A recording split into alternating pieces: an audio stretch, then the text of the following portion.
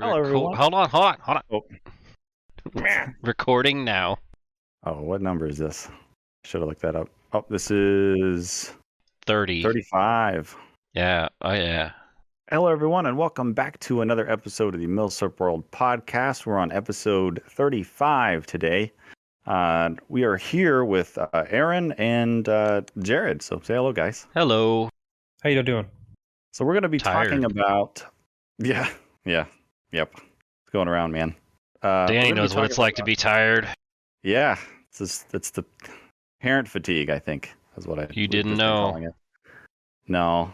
I mean, you kind of know, but you don't know until you know, you know?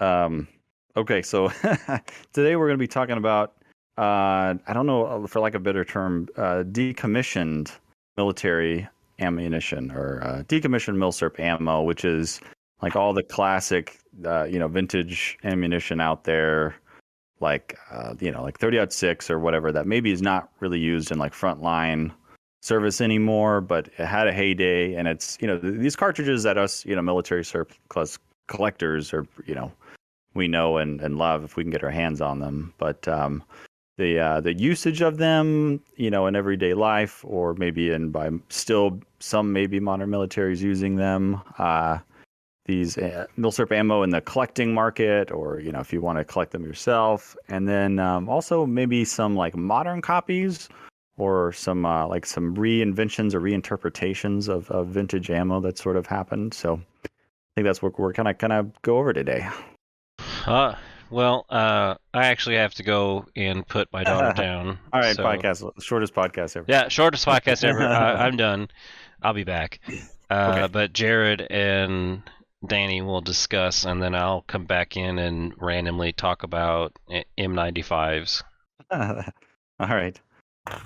Yeah. So the first topic of like usage is a pretty broad one. I think that we could talk about a lot.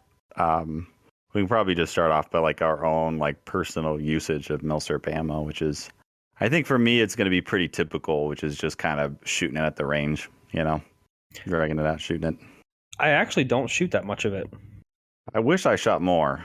I need to shoot more. If I had a range, I would shoot a lot more. But I shoot a lot, but I roll most of my own. I don't actually really shoot like Milsurp ammo. So that's a good point. I didn't really think about that. Like, yeah, actually, like the actual ammo that was made for military versus like a modern equivalent.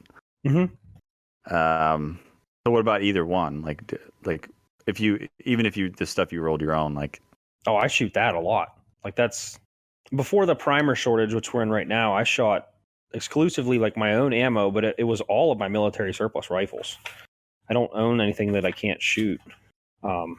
Yeah, that's a good point. I know quite a bit of people that are that way, and some people that aren't so much. I'm torn. I have a few. I'm trying to think of one. I used to. If I don't, I have a couple guns now that like I'm pretty much.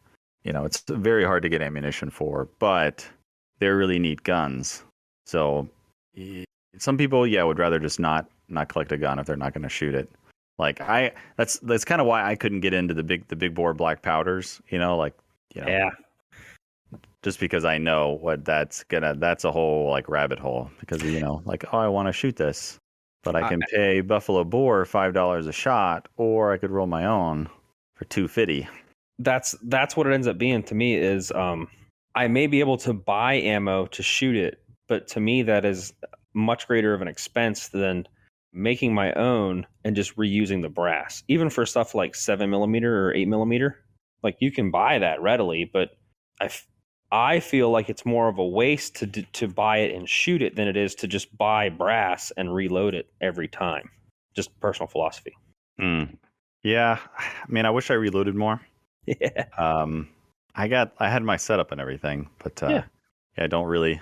It's a lot of it takes a lot of time, unless you get it set up with one of those like crazy Dillon automatic doohickeys, which I know about nothing about reloading. So, but I know some of those really expensive setups, you're getting up there close to like, where the whole thing's automated. You just kind of load everything up and hit a button. Yeah, that's several $1,000s. Yeah, You'd have to shoot a lot or load a lot of ammo to justify something like that, or just be rich and not care about the money. Yeah, a friend of mine has a 650, which is not the one that has 8 stations. I think it has 6, and he shoots in a bunch of leagues, so he loads a lot of 45. So for him, it works really well. I actually load all of mine on a turret press, manually actuated, or I have a regular press for like rifle. It's like a rock chucker press, and it's really not that expensive to get into. And if you're gonna shoot stuff like 308, is it worth it? Probably. But if you're gonna shoot 6.5 Dutch, is it worth it? Oh yeah. Or even some of the easier stuff, but like 7.7 Jap, 6.5 Jap, yeah, it's worth it. Like, and you can get pretty close to factory. I know that you have mentioned before in your shooting of mil surplus ammo that you like the original power and the feel of it, but yeah, like looking at this, I'm actually reading because I did a bunch of research for this. So I'm looking at Cartridges of the World, which is an amazing book, and it gives you like, this is the military load, this is the velocity, this is the energy, and then you can kind of duplicate it from there. So yeah, I hate it whenever companies, like I think some companies are known more for this than others, like where they'll deliberately download a cartridge and it's like it's half reliability probably, and then half, I don't know how much they save, by like in powder or whatever by doing that. I don't even know if that's a legit claim. Like, do you think a company, if they're reloading enough like rounds a year or whatever, if they download the charge it with less powder, you think that's a significant savings? I don't think it's a savings as much as it is a liability thing. So easy example, super easy. 8 mil Mauser, K98 will eat 8 mil Mauser all day long, right? Will your Gewehr 88 eat it? Yeah, that I do not know. What's the bore diameter of your Gewehr 88? Do you know? Like, that's part of the reason I think why they do it. And it's the same as you'll see 4570 is also another good one. You'll see 4570 and then you'll see 4570 trapdoor, because they don't want people putting ammo for a Marlin in a trapdoor and then it blowing up in their face. So do I think that they stick to the lower side of the spectrum? Yeah, I do. And I don't think they do it for savings. I think they do it for liability. Okay. Yeah, that's a good point then, because I always kind of hear like, oh, they're just saving money, by they're being cheap and loading it that way. But yeah, what's comical too is if you look in a reloading manual, normally you'll see 8 mil Mauser from 2,600 to 3,000 feet per second. I'm picking numbers; those aren't real. But if you load a ladder test where you shoot, and it goes from like 40 grains to 50 grains, and you shoot the lowest and you go up like a grain each time, and you're meticulous, your groups will actually get tighter and they'll get bigger. So more powder actually isn't the answer. There's actually usually a sweet spot, and it's usually in the middle. So it's kind of strange, but I don't have a reloading book here, but a lot of you'll hear that story like, oh, it needs to be more powerful, and then you'll get guys that I load at the max power you can get. It's like, yeah, but if you actually sit down and shoot it, your groups are bigger, because the guns actually like their own spot, and it usually is in the middle or on the lower end of the velocity scale, which is very interesting. Yeah, probably most of those guys say that they could shoot a dime at 1,000 yards. Yeah, they people like to bitch that don't know. Yeah. I don't know if there's very many people. I think I might be an oddity when it comes to like bolt actions or whatever, but like shooting for accuracy doesn't really like do it for me. I guess it's not the most important aspect of these guns to me. Like, I know they're plenty capable of accuracy, and if I ever wanted to, like, they could kind of hit whatever I wanted. Yeah. But yeah, it's just more the feel. But a lot of people I talk to, it's sort of the opposite. Or here's the thing I get a lot. A lot of people assume, because like an old Mauser's so old, like, oh, that thing probably doesn't shoot very well. It's too old. I've heard that before. Like, just they think, I guess, just because something's old. I enjoy shooting for accuracy, especially when I'm with people who don't expect the rifles to perform that way. Oh yeah, your stories are good. Yeah. Yeah, what's more accurate, a brand new M1A or a G41? It's actually the G41. Like, and it's probably me behind the G41 just the way that I am, and then the gun's performing. That's what I enjoy about shooting for accuracy. Yeah. That's an interesting point, because I think maybe that family of rifles is not, like Grant's family of rifles is not the most accurate. Like I know M14s. I think recently they kind of been like picked on a little more for not really being that accurate. Yeah. I think it's getting more accepted that they're not really that accurate. But yeah, I have a feeling that it might be kind of the whole family for some reason. Because like I've said, there's a guy with a G43 with Romanian surplus ammo, and he would outshoot M1 rifles all day with his G43. And it's just one of those things where it's just not as accurate as a lot of people would think. Sometimes you'll get a good one. It's kind of like a lot of other, like modern rifles. It seems like sometimes you get a good one and sometimes you get a bad one, and it just is what it is. And rifles are like, a lot of things, but they're like people, where they look identical, but they're different. Oh yeah. There's a friend of mine who did that with like modern guns. Like he'd buy like 5 of all like sequential serial numbers, and he would like check them all because of how modern guns are made. All the tolerances are different until he find the one that was like perfect, and then I think he'd get rid of the rest, something like that. But yeah. The business that I'm in, I'm an engine guy, and it's funny because you can have sequential engines and one will act different than the rest. It's just slightly different. It's different tone, different sound. Well, why does it do that? Because they're like people. Are you the same as your brother? No. So it doesn't have to be either. And guns are the same way. Like it's a manufactured component. Like probably a little less so back in the day, which is probably a little cliche, like they make them like they used to or whatever. But yeah, I think there's a little more emphasis on fitting and stuff. And it's comical too. Like it's like, oh, it's a Mauser. It's like, a Mauser is like a 5-minute gun, right? Like that was their pass criteria. Like a K98 I think it's 5 inches at 100 is what it's allowed. They're not a precision weapon. They're a weapon of war. Like it's got to be good enough. Yeah, which is pretty nuts because the sights go out to like 1,800 or 2,000 meters. Yeah. Yeah, and I don't know. It's one of them. It's just one of them like tropes. It's kind of weird. Even the same with, and I'm like, Mausers are easy to pick on because we have so many. But they're all the same. You can interject anything. Carcanos, French guns. Oh no, sir, they're not all the same, because the most accurate bolt action ever in the world, and don't you dare say otherwise, is the Finnish Mosin. The best. All right, I have a bunch. And if you have anything to say, all I have to say is Simo Himina Hoya. Comically, my 2830 is one of my most accurate rifles, and that is supposed to be the rifle class that he used. Yeah, I think it was 2830 and M91.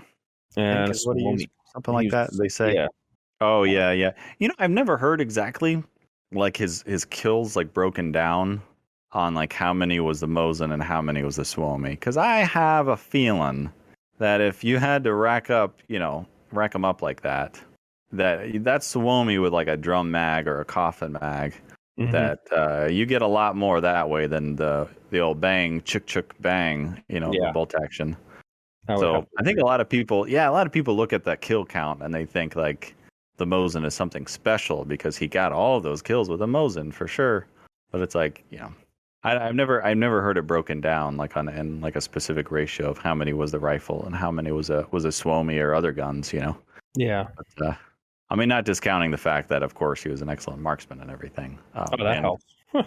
But yeah, it's interesting. Mosins, like I think Russian Mosins, especially Soviet Mosins, everybody dumps on. Even Mosin guys are like, yes, it's just like junk Soviet Mosin. Like nobody worships 9130s or anything.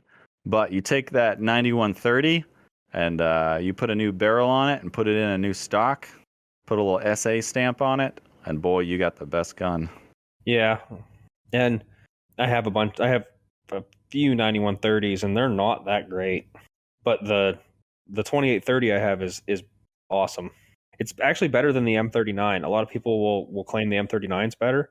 At least me behind the rifle, my ammo, I'd take the 2830.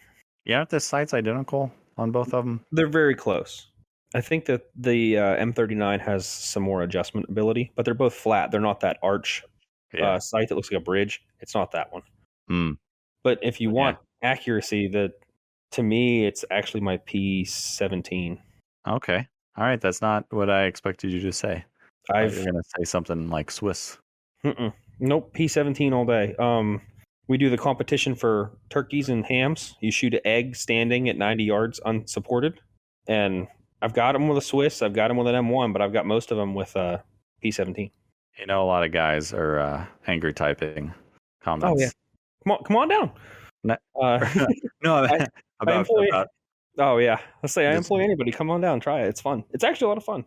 The local gun club does it, and it's really fun to do that with an open sight gun, because it's always the old timers that are there, and you stand up and hit it, and they just freak out like, what? It's like, yeah, you shoot the little white dot. You just put it on the front sight. But yeah, I would actually take the P17. Okay, I'm gonna have to. Not trying to be one of those guys, but it's the M1917. Yeah, that's fine. Actually, I'm going to be doing a lot of actually on the ammo talking, and I feel want to apologize right now that I'm not an actually guy a lot of times, but I'm going to actually the shit out of this topic because I did the research. Okay, good. Yeah, because I'm going to lean on you, lean on your knowledge pretty heavily here, because I honestly don't know that much about ballistics and that kind of thing. I like the mechanics of rifles. I like the way they feel and whatever. And the reason why I like ammo that's loaded to Milsurp ammo is because if you're running a rifle on a range, I want that experience. And if loaded ammo loaded to certain to a certain spec, especially the hotter it's loaded, you tend to get a little more stick with the bolts. Bolts are a little bit harder to operate. And I've noticed that especially with Lee Enfields.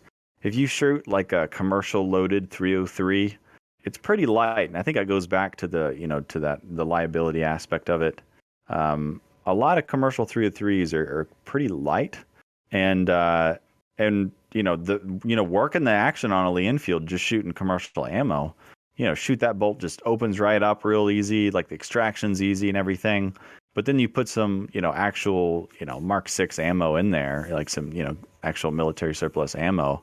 And then it's oh, you got to work that bolt handle a little bit more to get those rounds extracted out of there. And that's what I want, is that authentic, experience. And I think, the lack of original 303 ammo is probably skewed the shootability of Lee Enfields a little more.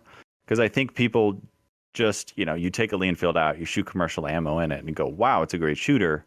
And it's okay, yeah, I mean, it is. It's a nice shooter, but it would be a truer experience would be with Mark 6 loaded ammo. The only part of that I think I would argue is how much of that is due to the powder being sitting in casings for 50 years. Yeah, I mean, I'm just talking about the extra friction, an extreme example. We're gonna I don't even want to mention Turk. No, Turk I know. Ammo. But hotter ammo, the case is gonna stick in the chamber a little bit more, and it's gonna be a little bit harder to extract. And, right. But what I'm saying to that is that the way that it originally felt in 1943 when the ammo was made, or is that just a product of time? Because does the powder in a vacuum.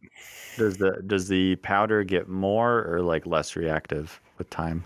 It can go either way. I think somebody told me a long time ago that black powder gets more explosive over time, because they warned me not to shoot that 8mm Von Licker ammo. I believe it depends on the kind of powder that it is, and it depends on the way that it is stored.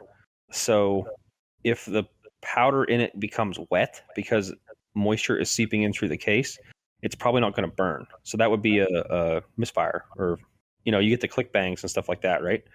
But on the other end, the early German ammo for the Gewehr 88s, when it would sit, it would sweat and it would actually get higher pressure. You may actually even see not so much of a normal curve, but it might spike high and then have a low pressure. So there's different ways that it can burn. And that's what I'm kind of wondering is 303 made in 1937. We're not at war. Everybody's calm. We're just going to go out and shoot some targets and wear our goofy helmets, right? And is that stuff going to stick? Is it going to be as hot? And then you let that sit in a warehouse for 80 years? Does the powder change? Because cordite. Yeah. I guess I should. Yeah. So non-cordite, I think typically acts a little better. There's quite a bit of POF manufactured Mark 6 ammo out there, 303 ammo, and I have some of that, and that's not the greatest. And that's, I don't know.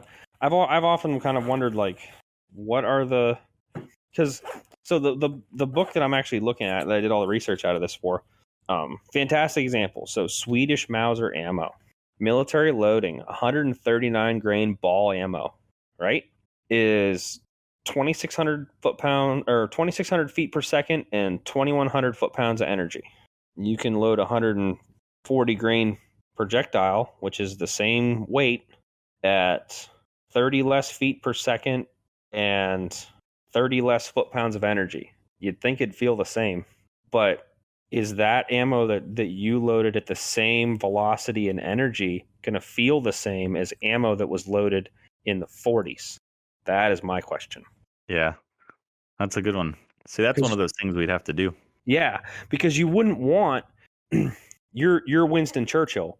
Do you want your Tommies to have to fight the bolts open? No. So that's my question. Is I think it's more of a product of time. Because I wouldn't want to have to kick that bolt open.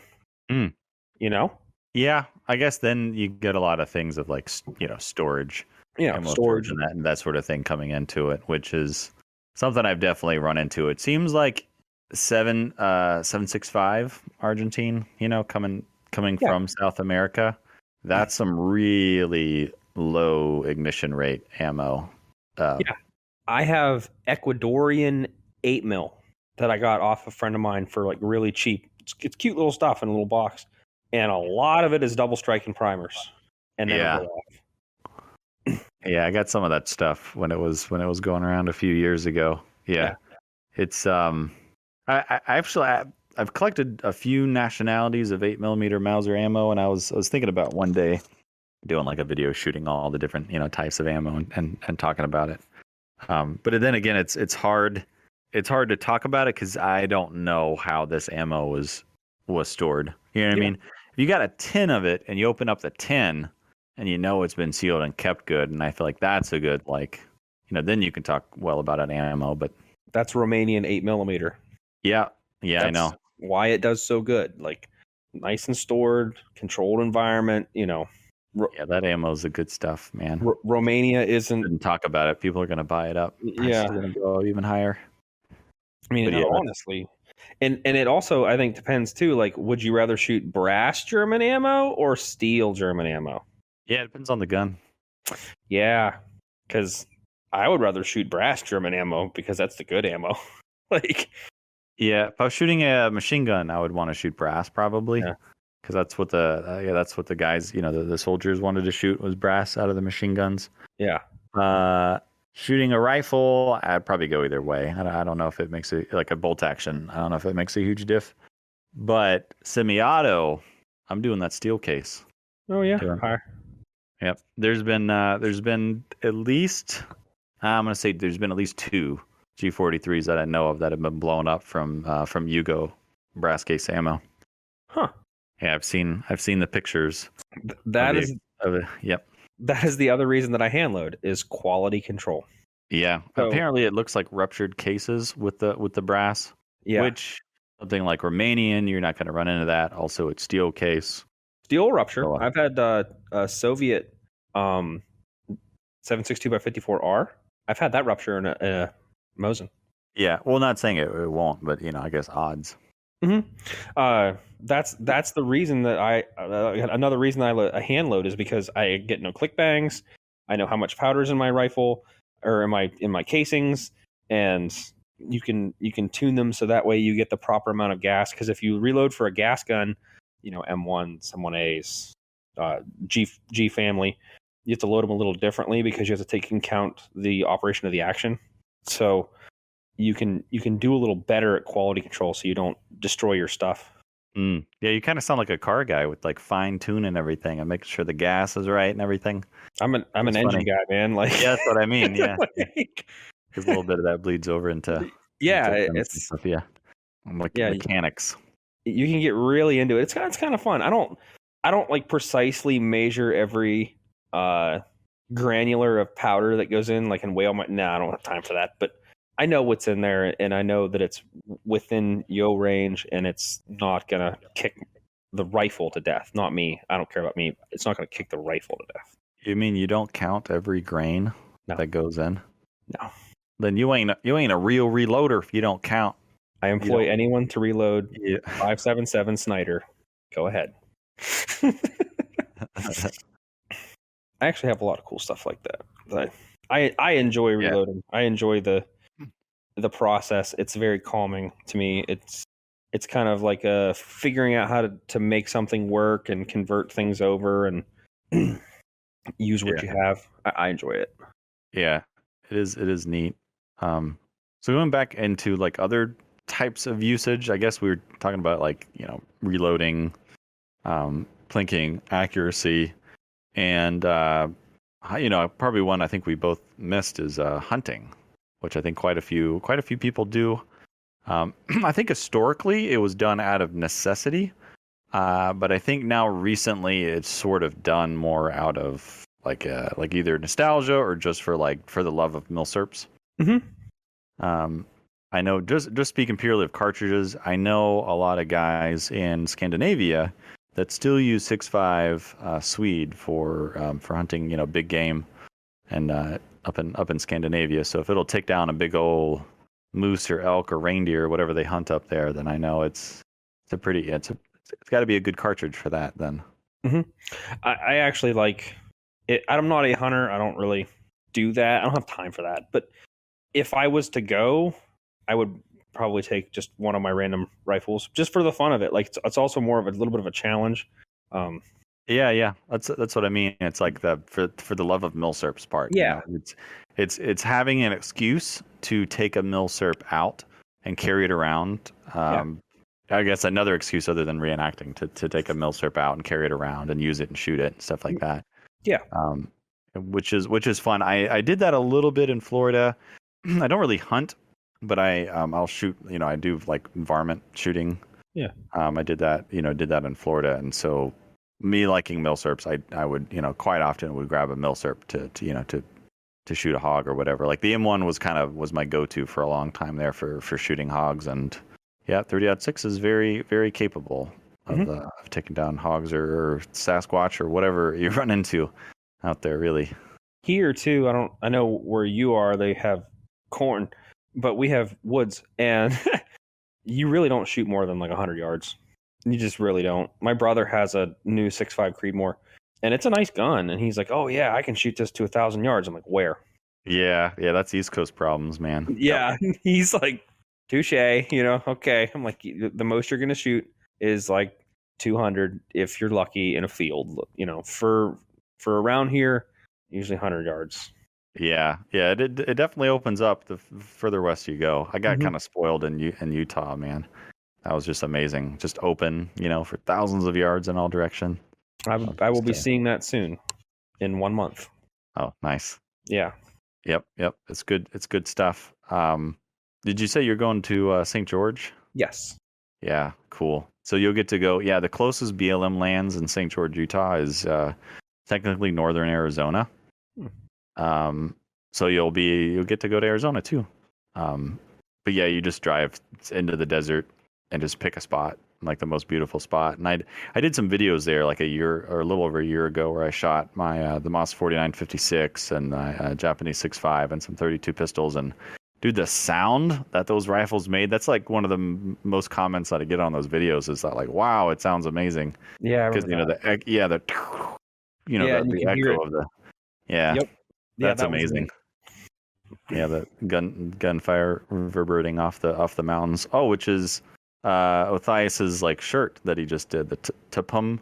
Yeah, the Tapum shirt. Yeah, that's a pretty neat. That was a pretty neat shirt. Yeah, shout out to Othniel and Arsenal. Yeah, hunting. Yeah, you definitely. That's probably the most realistic usage of a Milsurp. Probably is hunting as well. Like as far as the original intended purpose of the rifle.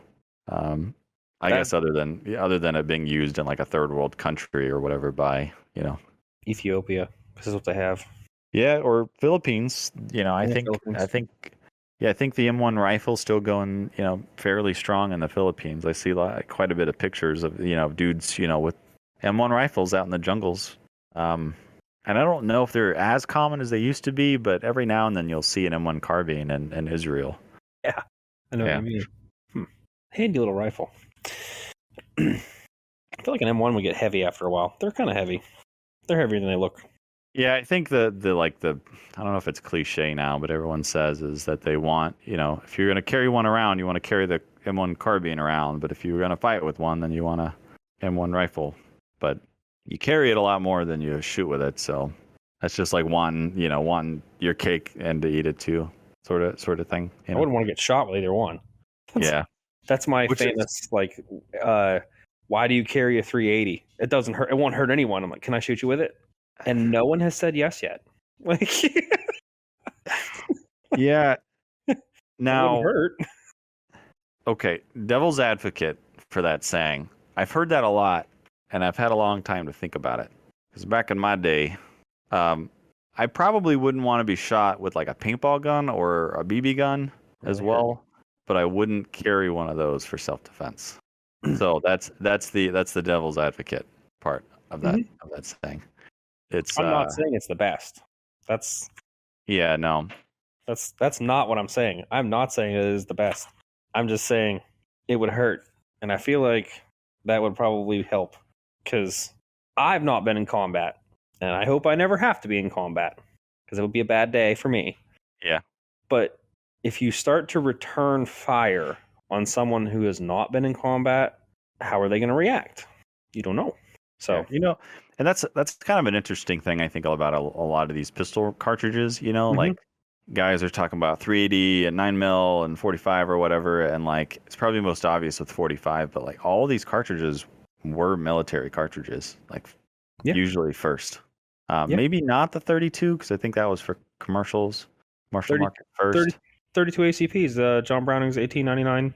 Yeah, but I think that was intended for commercial sales and not like direct military. But the Belgians adopted it in 1900, so I don't know if it came first, the chicken or the egg with that one. It's kind of one of the things though. If you make a gun, you'd rather sell it to the military because they're going to buy a bunch of them. Yeah. So, but quite a few. I mean, the Germans had a ton of 32 like handguns in World War II, of course, and there were quite a few nations using 380s or 380 powered, like 380 equivalent cartridges, which is kind of hey, maybe that'll lead us into kind of the next point I wanted to talk about, which is, so you got 380s, right? You have the Czechs that used it, you have the Hungarians, Germans use some pistols in 380. Then you have equivalents like the 8mm Nambu is pretty close to 380 ballistically. Not identical, but it's pretty close. It's like probably the closest thing that you could compare to. And also, from when I looked at it, I want to know your opinion on it. I think 32 French long is also pretty similar to 380 ballistically. I got the specs for that, but I did not look at 380. I got the... I had them up too. The 32 French long is less than 9mm. It's close, but it's a little bit less. I'm glad I have my book in front of me. Everyone can wait while I shuffle through it to find this answer. Yeah. And I know that certain people know this, like, oh, it's this. I don't. I'm not that smart. Yeah, I talk about it in my my French 1935 pistols video, the cartridge, because it was, of course, it's like one of the most, talked about things about the, if you pull out a French 1935 pistol, people are going to tell you one or two things. They're going to tell you that, oh, the 1935A, that's what the SIG P210 is based on. They're going to tell you that, or they're going to tell you, oh, that 32 French long, that's a hard cartridge to find. It's one of those. It's one of those two. If you're real lucky, it's going to be, that's just 30 Pedersen.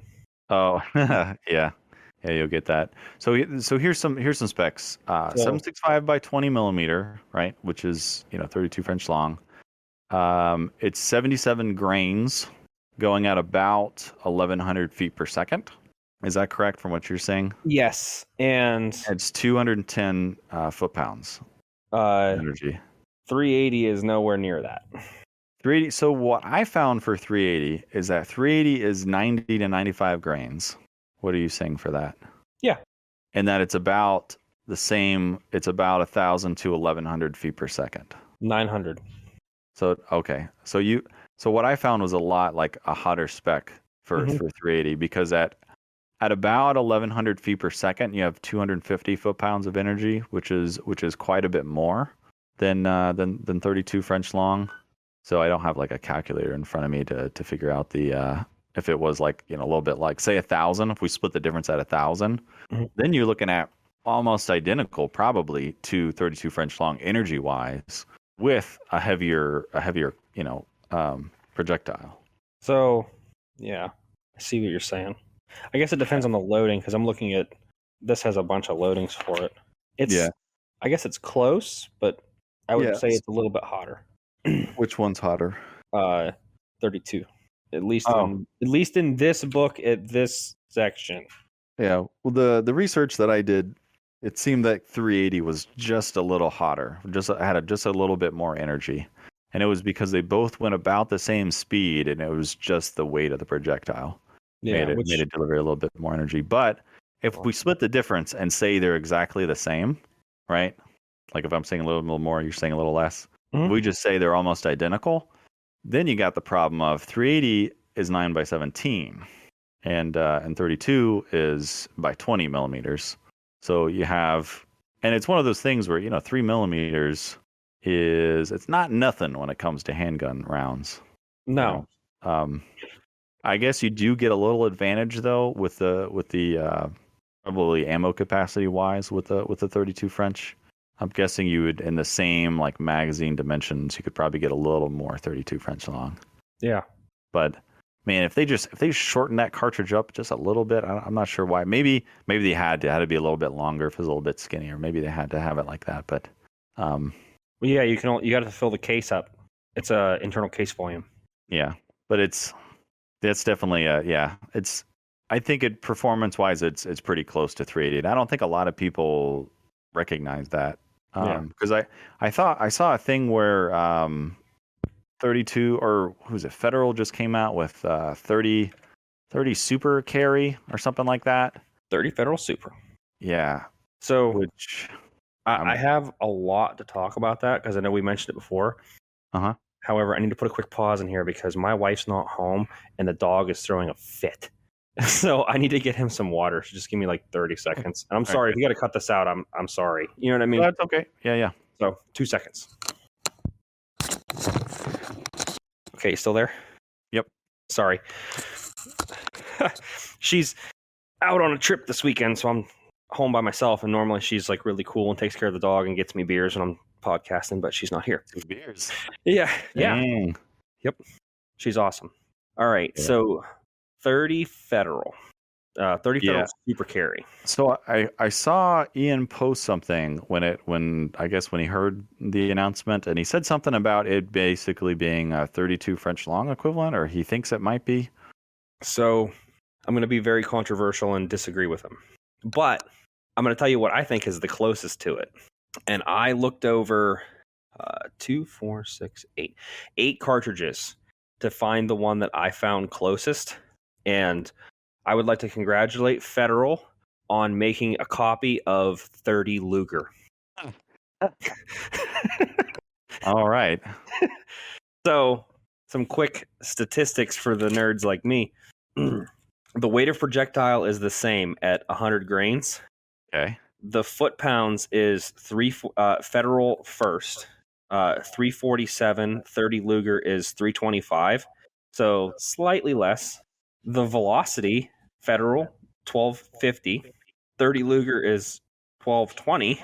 And they use the same diameter bullet. Yeah. So, dang. And that's much closer. That's the closest one that I was able to find. I mean, if anyone's curious, I looked at 30 Federal, 32 French, 30 Mauser, 7.62 Tokarev, 9mm Luger, 9mm Makarov, 30 Luger and 30 carbine. Yeah, I heard some people say that they thought it was very close to some 6.2 Tokarev. It's pretty close. Again, numbers. The Toke's actually higher on all counts except for bullet weight. And I'm using the military loads out of the Cartridges of the World 15th edition book. So if anyone wants to fact check me, they can go right on ahead. That's the book that I used. And for the military loading, it's federal on top. So 100 grains to 87 grains, 347 to 365. And the feet per second is 1250 versus 1390. Same diameter bullet. So the Tokarev is actually hotter and faster with a little bit lighter bullet. So it's less powerful than in Tokarev. It's bottlenecked, right? Tokarev's Okay. bottlenecked, and I would say the Toke is actually more powerful. 30 Luger is too. 30 Luger is too. So the only difference between 30 federal straight walled. Yep, is it was straight walled. So it's a straight walled 30 Luger, pretty much. That's a straight walled 30 Luger. So that's I'm congratulating Federal on making a cartridge that was designed in the 1800s. Yeah, I think that's one of those things. I think it shocked quite a few people, or maybe not shocked, but just like bewildered. Like what? Like we're making a new one?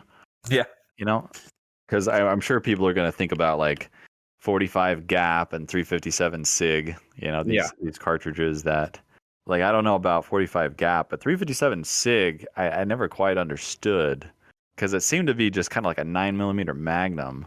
It's a bottleneck 40. Yeah. So, anywho, I thought that was sort of interesting. Like, I think you have like some companies, kind of like Federal. Like, there's nothing new under the sun. You just have companies trying to do their best on ammo, and I think maybe accidentally copying older cartridge, ballistics, or just, you can only do so much with, chemical reactions and whatnot. So it's not, they're trying to find the edge, and I totally get that. But it's going to be really hard because we're going to compare everything to 9mm. And actually Federal's website did compare it to 9mm, including like case size. Like, oh, you can get 2 more rounds in the magazine. So it's okay. I understand your point, but what are you really gaining? I don't know. It's an odd thing. The problem that you're going to run into, I think, with most of the things that are coming out is that there's not a lot of ammo behind them. So when's the last time you went to a gun store? Like, if you go to a gun store, you might see 357 sig, and the reason is because no one has one. And if you do, that's a good point. Then you bought the 2 boxes, and there are not 2 boxes to replace it because they don't make that much ammo because no one has one. Like, that's the store just kind of bought it to put it on their shelf, right? And then everything else sold out around it. Yeah. You usually see the goofy calibers.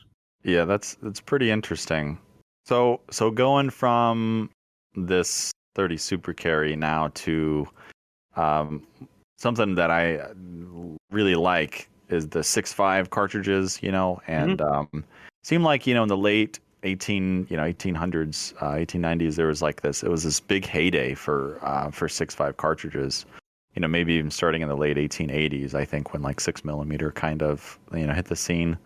And then I think a lot of people found out, like, hey, this 6.5 is kind of a sweet spot. 6.5mm. It seems to kind of get you everything that you want out of a cartridge. And we have the Italians, we have the Japanese, we have the Norwegians and the Swedes coming out with 6.5s. Of course, you have the Dutch and Romanians and quite a few other 6.5s that are out there, Portuguese, but Greeks.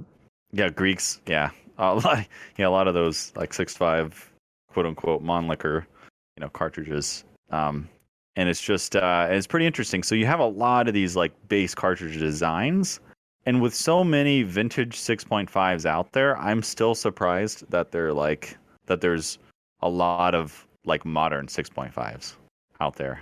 Because I guarantee you, if you walked into a gun shop and you said, "Hey, I'm gonna shoot my 6.5 tomorrow," they'd be like, "Oh, cool! You shooting your 6.5 Lapua or Creedmoor or whatever?" Like, it's something like that. Is 6.5 Lapua, is that even a thing? It's like 647. Oh yeah, it was a weird 6.5 set of numbers. Oh yeah, that is weird. or like 6.5 Creedmoor. I think I have a friend of mine who he shoots quite a bit of 6.5 Creedmoor. I even know there's AR-10 shooting 6.5 Creedmoor. Did you look this up, or do you happen to know like what's the difference between like 6.5 Creedmoor, do you think, and like 6.5 Swede or something, or one of the better vintage 6.5s out there? I did not get a chance to look that up specifically. However, I know that 6.5 Creedmoor is basically, it's really close to 260 Remington, which is on page 90. And I'm already on the Swede page. So this is simple for me to just flip through. Okay. So this book does not have, oh, look at that. It's like the next one. Oh, it does have Creedmoor. Look at that. This book's awesome. Everyone please buy this Cartridge of the World book. It's amazing. Okay. So 6.5 Creedmoor versus 6.5 Mauser, right? Faster, sort of. 120 grain. Ew. Nope. It's the same. It's really close. So that's what I thought. Or at least I heard Creedmoor was very, very close to 6.5 Swede. Maybe the military loading or instead. Yeah, I just went off of the same bullet weight because I was trying to compare as close as possible. There's a factory loading. The factory loading for Creedmoor for 140 grain is actually much slower for the Swede. Excuse me. But the thing that you can't get from a book is going to be flight characteristics in bullet design. So I'm only looking at the bullet powder, the velocity, the powder weight, the speed, and the energy. But you're not going to get flight characteristics for the length of the bullet and the efficiency of the powder burn to propel it to that certain speed from a book. Well, from this book. So it's hard to kind of speculate, but it's close.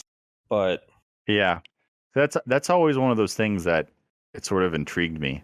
You know, like I wonder if it has something to do with like the parent case or something like that. Like 6.5 Creedmoor uses like a very common parent case, and so that's, you know, for commercial reasons they have to or whatever. Because I've never really understood why, like, you don't see just like an older cartridge kind of like, you know, 6.5 Swede or something like that get kind of carried over into like a modern gun or something like that. Can you imagine like an AR-10 or something shooting 6.5 Swede, or like or an AR-10 shooting 7mm Mauser? 7mm Mauser. You know, they might be too long, because 6.5 Creed is 30 Thompson Center, 30 TC, and so it's shorter.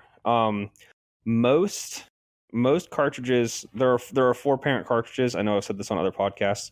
404 Jeffries, 375 Holland and Holland, 30-06, and 8mm Mauser. And I argue that 8mm Mauser is made. You can make it from 30-06, and it came first. So I don't know why 30-06 is one, but you can make a lot of cartridges out of those.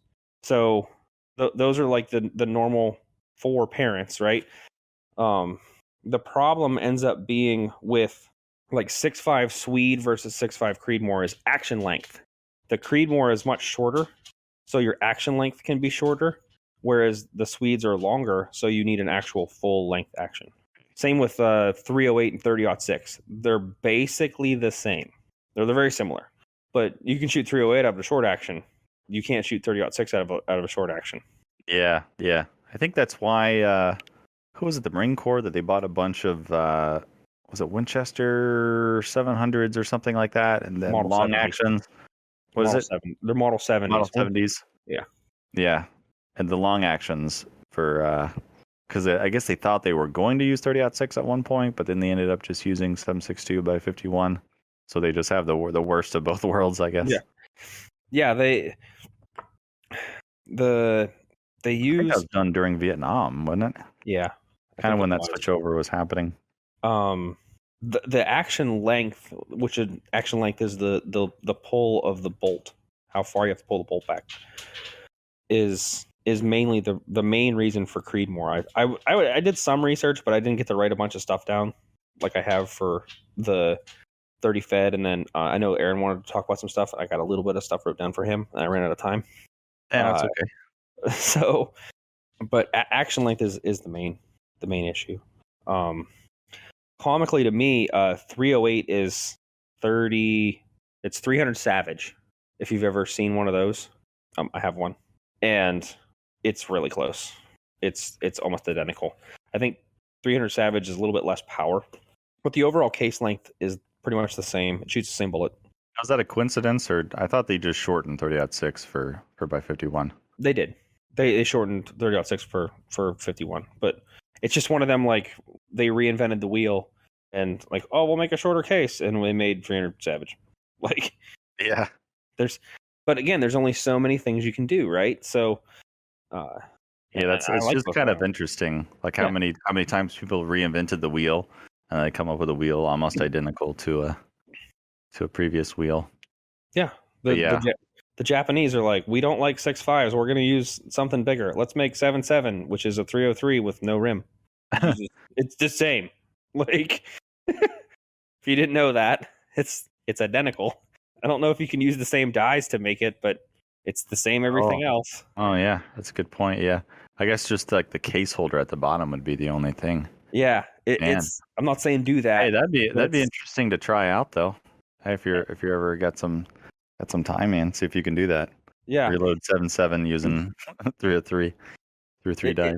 It's very strange. It's one of them, like, and the Japanese and the British in World War II were not the best friends, like, but they still did it, and whatever. Yeah, I think that had to do with probably some captured 303 ammo, maybe. I don't know.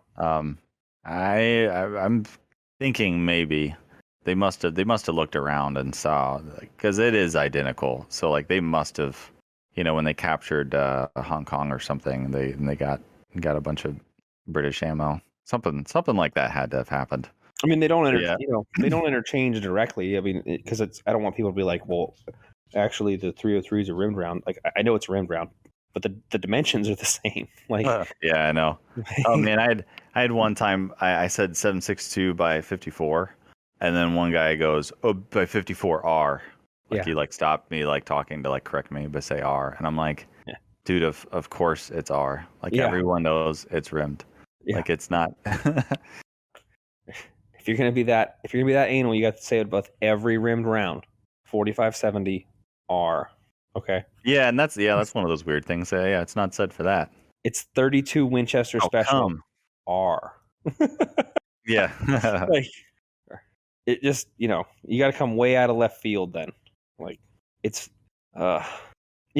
here's something that, so we always talk about reinventing the wheel, and when we talk about all these different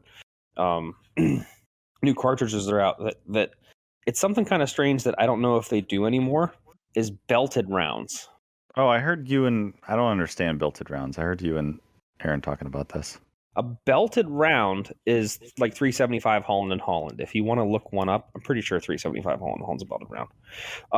Or 7mm Magnum. It's a belted round. At the back end of the case, near the case head, there is a belt where the cartridge is bigger there. Oh, so it's like reinforced? Yeah. And you don't see that as much anymore. I'm not saying you don't see it. You just don't see it as much anymore. And I think that's interesting. Huh. So I'm not sure. So I'm kind of like checking a couple of these out on live here, but it's just interesting to me that they don't do that as much. Yeah, that's got to be like a necessity. Like they cranked up that chamber pressure. Yeah. And maybe it's not fully supported. Like it doesn't have a fully supported chamber. And so it was necessary for that, or else they'd have a case rupture for sure. But that's like they're really pushing it. So like the one that I thought of and I was curious about, and I just looked it up. It was a 338 Lapua monster round, ass kicker, sniper round. Not belted. Didn't know that. Thought it was kind of strange. Oh yeah, isn't like the furthest rifle shot in the world or something? I don't even know. I think a sniper just set some type of record. Not just, but I think a few years ago they set a record with 338 Lapua. I think it was a Canadian in Afghanistan, I believe. But if you look up 375 H&H mag, which is Holland & Holland, it's a belted case, and a lot of the bigger rounds used to be belted, and they don't do that as much anymore. And I find that interesting. Yeah, maybe just rifle mechanics got better. Yeah. Supported chambers and stuff like that, so it became less Like not as necessary. Yeah, 7mm mag. It's a 7mm. It's belted case. Like I load them for my brother, so it's just one of them. It's a thing of. It seems like it's a thing of the past, and I find that interesting. Yeah. Yeah, so let's talk about the M95. Not a belted case, but it's a rimmed round. Yeah. So I was about to segue us into collecting Milsurp ammo. Ooh. But yeah, we just kind of got through, I guess, usage and all the various usages and stuff, and I was just going to get into collecting because that's something that I tend to collect the ammo more than I shoot. Collecting is where you can look at the ammo. Yeah. I pile it up and I let it collect dust. That's what I love to do. Like a squirrel. Yes, exactly. That's how I feel when I'm at a gun show and I'm finding it. I'm like a squirrel just running around. But yeah, I've definitely bought ammo knowing that I don't have a gun that shoots it just because I think it's a good deal and it's Milsurp I have. ammo. And I think that stuff just only goes up. Mm-hmm. I bought Carcano ammo that was sealed in the box with the original like fabric wrap around it. Yeah, you have to, especially when it's in the original box. That's something kind of special about that. Like German stuff is cool, and there's some pretty rare, expensive ones. But like I'm always surprised like how cheap an original box of like German 8mm Mauser ammo from World War II is. And there's tons of variations like that you can get of it too. Like it's pretty collectible and it's like not that expensive. It's weird like with the ammo shortage and stuff. I've noticed that like a lot of collectible ammo, even before, a lot of collectible ammo was cheaper than like factory produced ammo. Like I think we always said, yeah, 8mm. Not a meme, but 8x56R is. Yeah, which is real weird. Real weird. I always tend to buy that when I find it. And that's German ammo, which normally you put the cross of instigation on stuff. It usually doubles the price. But it's even more German because it has the Waffenamps on the box and on each piece of brass. And on the clip or the moniker clips too. The clip too. Yeah. I don't know how many times people have pointed that out to me. That they'll have their box of 8mm. They always say, or not always, but like a lot of times they'll say it's just 8mm Mauser. Got some German 8mm. Look at this, got the Nazi stamps on it. Yeah, this is clearly worth $500 for this box. I mean, they're not wrong. It's German and 8mm. It's just not the right one. The one they're thinking of. Yeah, I mean, I've seen it labeled as 8mm Mauser. But back in the day, I bought a ton of 7mm Mauser that was labeled as 8mm because it's so close. Like I just bought it because it was a good price, and at the time didn't have a 7. But yeah, I think German like 8mm during the, I don't know if it still is, but during the height of the shortage and everything, I think German ammo was cheaper than any kind of commercially loaded 8mm Mauser ammo out there. But like, God, when that happens, I'm just like, I hope people aren't buying like a bunch of this German World War II ammo up and just shooting it, just blowing it like that. No, because whenever it's a panic, they don't shoot it. It's hoarding. I mean, honestly, I hope that's what they're doing with it. I hope they're putting it in their basement or whatever and not going to touch it. But I have a feeling there's quite a few guys that bought like all that this recent importation of German World War II 8mm that came in. Like, I don't know. I wonder how many guys are just blowing that and just shooting it at the range, which is like, I mean, I guess you're having fun and that's, whatever. But I would just like to remind everyone that Danny was the one who said that he shoots the ammo and I reload my own. Yeah. So caveat, I shoot. Okay. Most ammo, most Milsurp ammo. There we go. He's backpedaling. There's a backpedal. Like Romanian. Okay, that's Milsurp ammo, Romanian surplus, but it doesn't have any like special historical significance of it, right? Well, not to you, but maybe it's somebody that's Romanian. I don't think the Romanians want to remember the 70s. I mean, fair. So it's not super incredible. And if I did shoot ammo from World War II, I record it. It's like it's documented. and it's for like a purpose. You know For what I mean? science. It's not. I mean, I can't be that snarky about it and say it's for science, but like, you know what I mean? I would sound very. I'd be one of those guys if I said that. But like, Oh, I'm one of who documenting guys? it. One of those sciencey YouTuber gun guys, you know, that like pretends what they're doing is That has a mustache. all grandiose with what their shootings. And I know I'm not being super scientific, but it's got a purpose and it's recorded. You So want if me I to shoot your 1886 Monlicker ammo, the 11 millimeter? Exactly. Like I said, it's not. It's old ammo. I have a bunch of it, And that stuff we would shows up shoot- all the time, actually.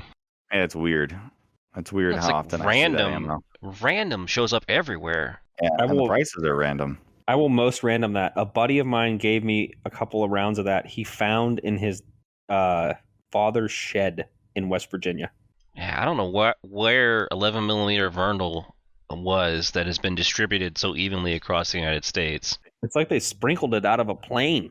It's weird. I bet it came up from South America, like from Chile or something. A lot? Like a lot?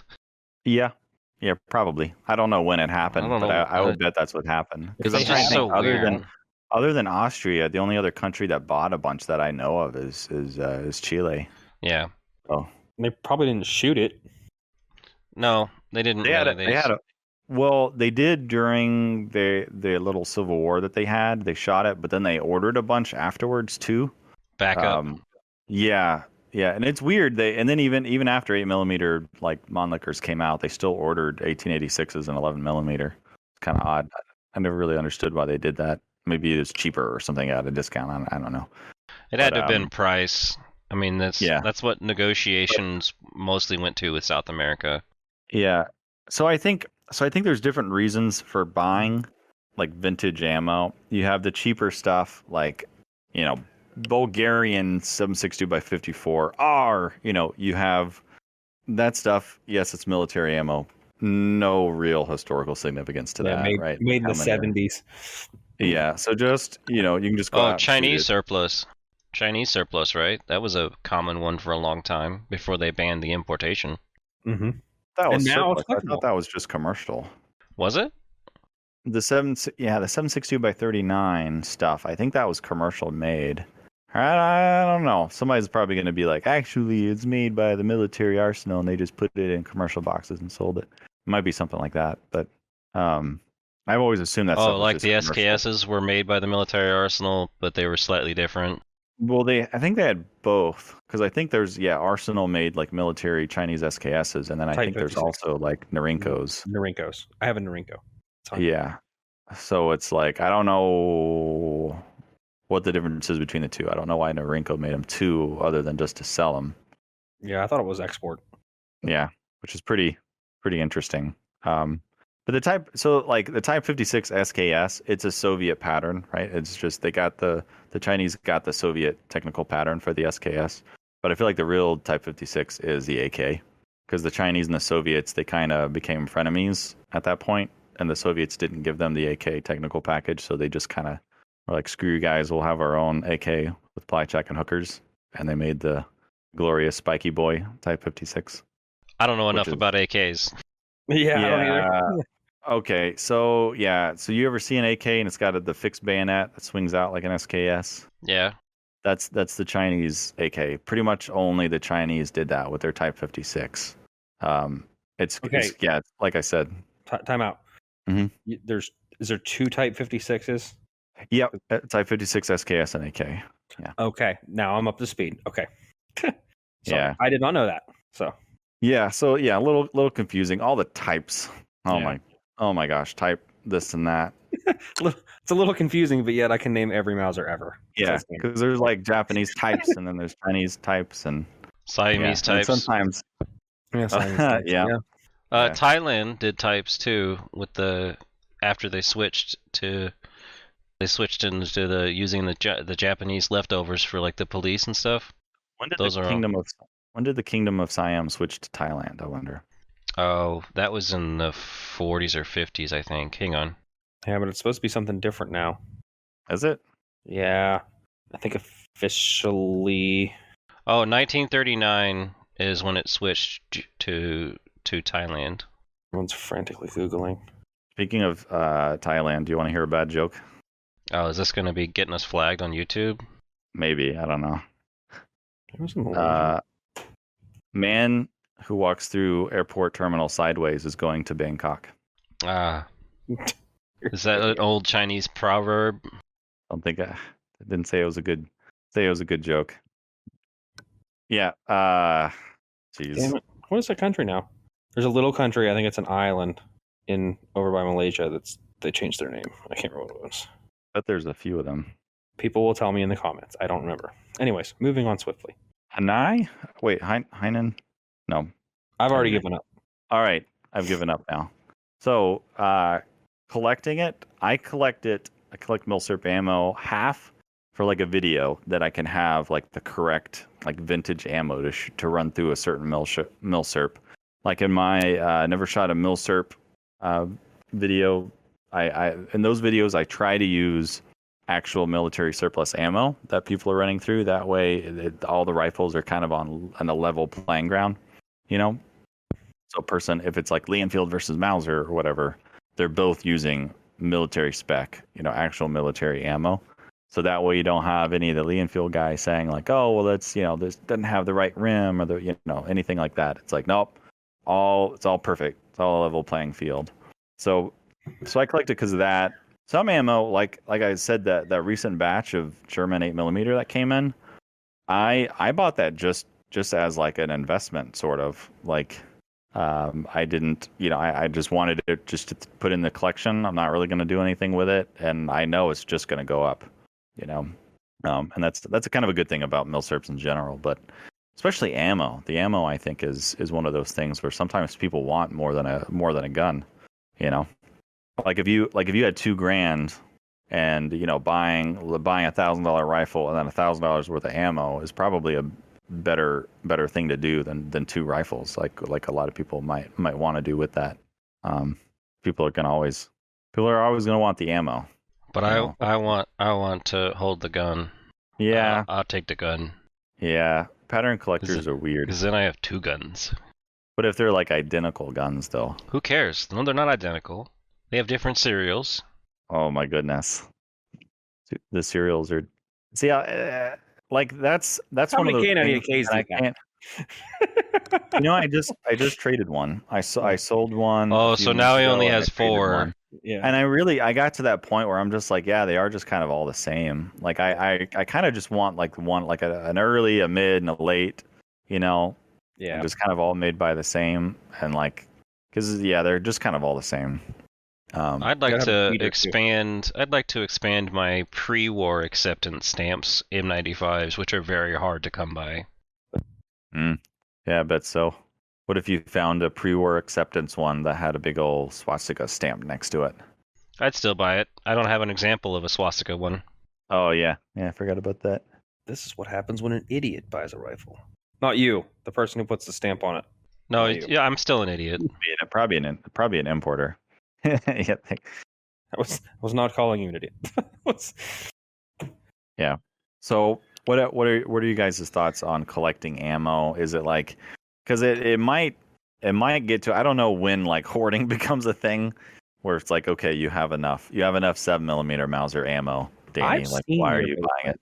Like I've been in your basement, and if you want to know when hoarding becomes a thing, it's probably like 5 years ago for you. Oh man.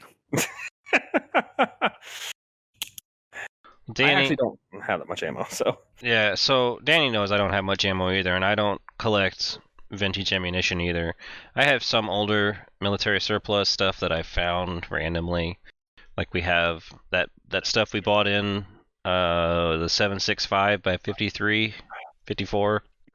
Oh yeah, for the projectiles that we bought it, yeah. Yeah, because everything else was garbage. So we bought the 7.65 Argentine surplus ammo from like the 40s for super cheap, and so I have some of that. I have some remaining in 8mm or something like that. Like I have some random stuff, but Danny knows my philosophy on this kind of thing, and this is why I don't have very many bayonets as well. Is I'm not a real fan of collecting something that you don't use. So like I get the idea of collecting it. I understand I don't have a problem with people collecting it, but I'm not the kind of person that's going to buy something that is usable and then just not use it. Okay. Devil's advocate. Does that mean that you use or would use every M95? I have. Except I haven't gone out and shot the M95M or M95-24 that I have, but all the other ones I have, except for the 8x50 one because I don't have the ammunition for it. Yes. Yeah. See, to me, like, if you shoot one, you've shot them all. So, like, I would have, like, with my K98Ks or something, like, I would have the one that I would take out and shoot, and it would give you that shooting experience. But I wouldn't shoot all of them. See, my normal shooter M95 is the one that did the slam fire. Fully bolt action. Fully automatic bolt action. So I did switch up until I got that one fixed. But that was my first one. And so I kind of have more of attachment to that one. But I have shot all of the ones that I have ammunition for, except for the M95-24. That one I'm kind of leery about shooting because of how fragile that stuff is. But I would shoot it like for a video if we wanted to do a video on it. Yeah. To me, with pattern collecting, it's they just kind of get all the same at one point. Like, again, like with my Swedes, pattern collect, but like I would just shoot, like I would have the one that's like my shooter, because like I would have no reason to pull out 5 identical rifles. Oh, I don't take all 5 to the range. I don't say that. Like, but I'll take one, but it's not always the same one. Yeah. I guess you do get a little bit more different flavors with your M95s, because you never know if you're going to have a fully bolt action M95. Oh, dang it, Danny, come on. Some actions are stickier than others. Well, kick 'em open. I mean, you have the long rifle and you have the short rifle. That's a difference, obviously. And I did like the long rifle a lot, actually. It was a lot different. Yeah. I'd like to shoot mine. Yeah, like I said, that I've kind of, I don't know how long ago it was that I said that if I was going to get an M95 long boy, that I wanted one in 56 so I could actually shoot it. Even though I know the 50 is more, historically accurate or whatever. Like, that's what people want, it seems. But I want the more shooty boy. So yeah, I finally got a. I mean, it's the much more common one to find anyway, as a long rifle, I should say. Yeah, I think I got a good price on it. Can't remember. Yeah, I think that's one of the ones that Matt hooked me up with. Oh man, I don't know if they still have it. They have a 43M, or they had one at the gun shop, and I was yeah, I know, I was pretty damn tempted to get it because I'm like, did you get that? You got the 35 back, a different one, right? Yeah, I have the 35M. Yeah, because the first one I sold and regretted it. The 43s are pretty rare, aren't they? Yeah. I mean, I've seen more 43Ms than 35Ms, but they're pretty uncommon. I think they're about on the same level of uncommon as 35Ms, but 35Ms go for a lot more than the 43Ms, because the 43Ms are just like the 9840. So people are like, why would I buy a 43M? I want an actual German, 9840, because I want my dirty birds on my gun. Dirty birds, thank you. Yeah, I mean, it's a wholly Hungarian built versus a German. Yeah, I get it. Yeah.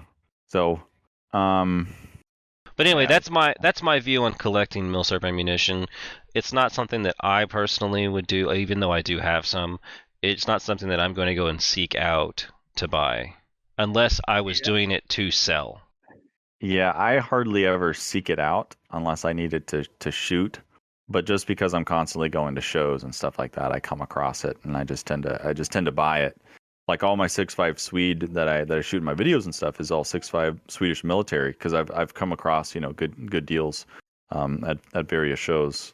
I don't know if I told you guys the story of like one of the last batches of it that I found at a gun show in Washington, but come across the table. He's got a pile of 6.5. He's got no price on it. I don't think he really knows what it is. And I'm like, hey, how much you want? And he's like, well, what do you offer? Which I hate it when people do that. Yeah. Have a price. What are you going to give me for it? And I'm like, just tell me how much it is. Yeah. Yeah, just tell me, dude. But anywho, I'm like, I think about it, and I'm like, how about 50 cents a round? I'll give you for this, which I thought was a little on the low side. but I'm gonna start somewhere. And he goes, all right, I'll do that. So I bought all the 6.5, throw it in my bag, and I'm pretty happy, about all this because it was quite a bit. And as I'm walking away, I hear him turn to his friend and go, and that's how you do it. Like in this weird braggy way, he said, and that's how you do it. And I just thought to myself, like, I mean, that's how you sell, like, undersell ammo, underpriced ammo. I was to say, like, yeah, like, yeah, that's how you go. That's how you lose money. yeah. That reminds me.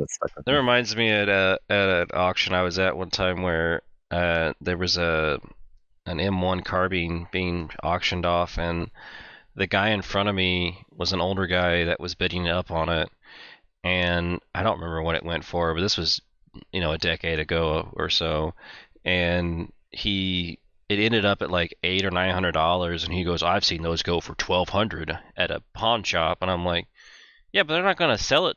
They're not gonna buy it from you for $1,200.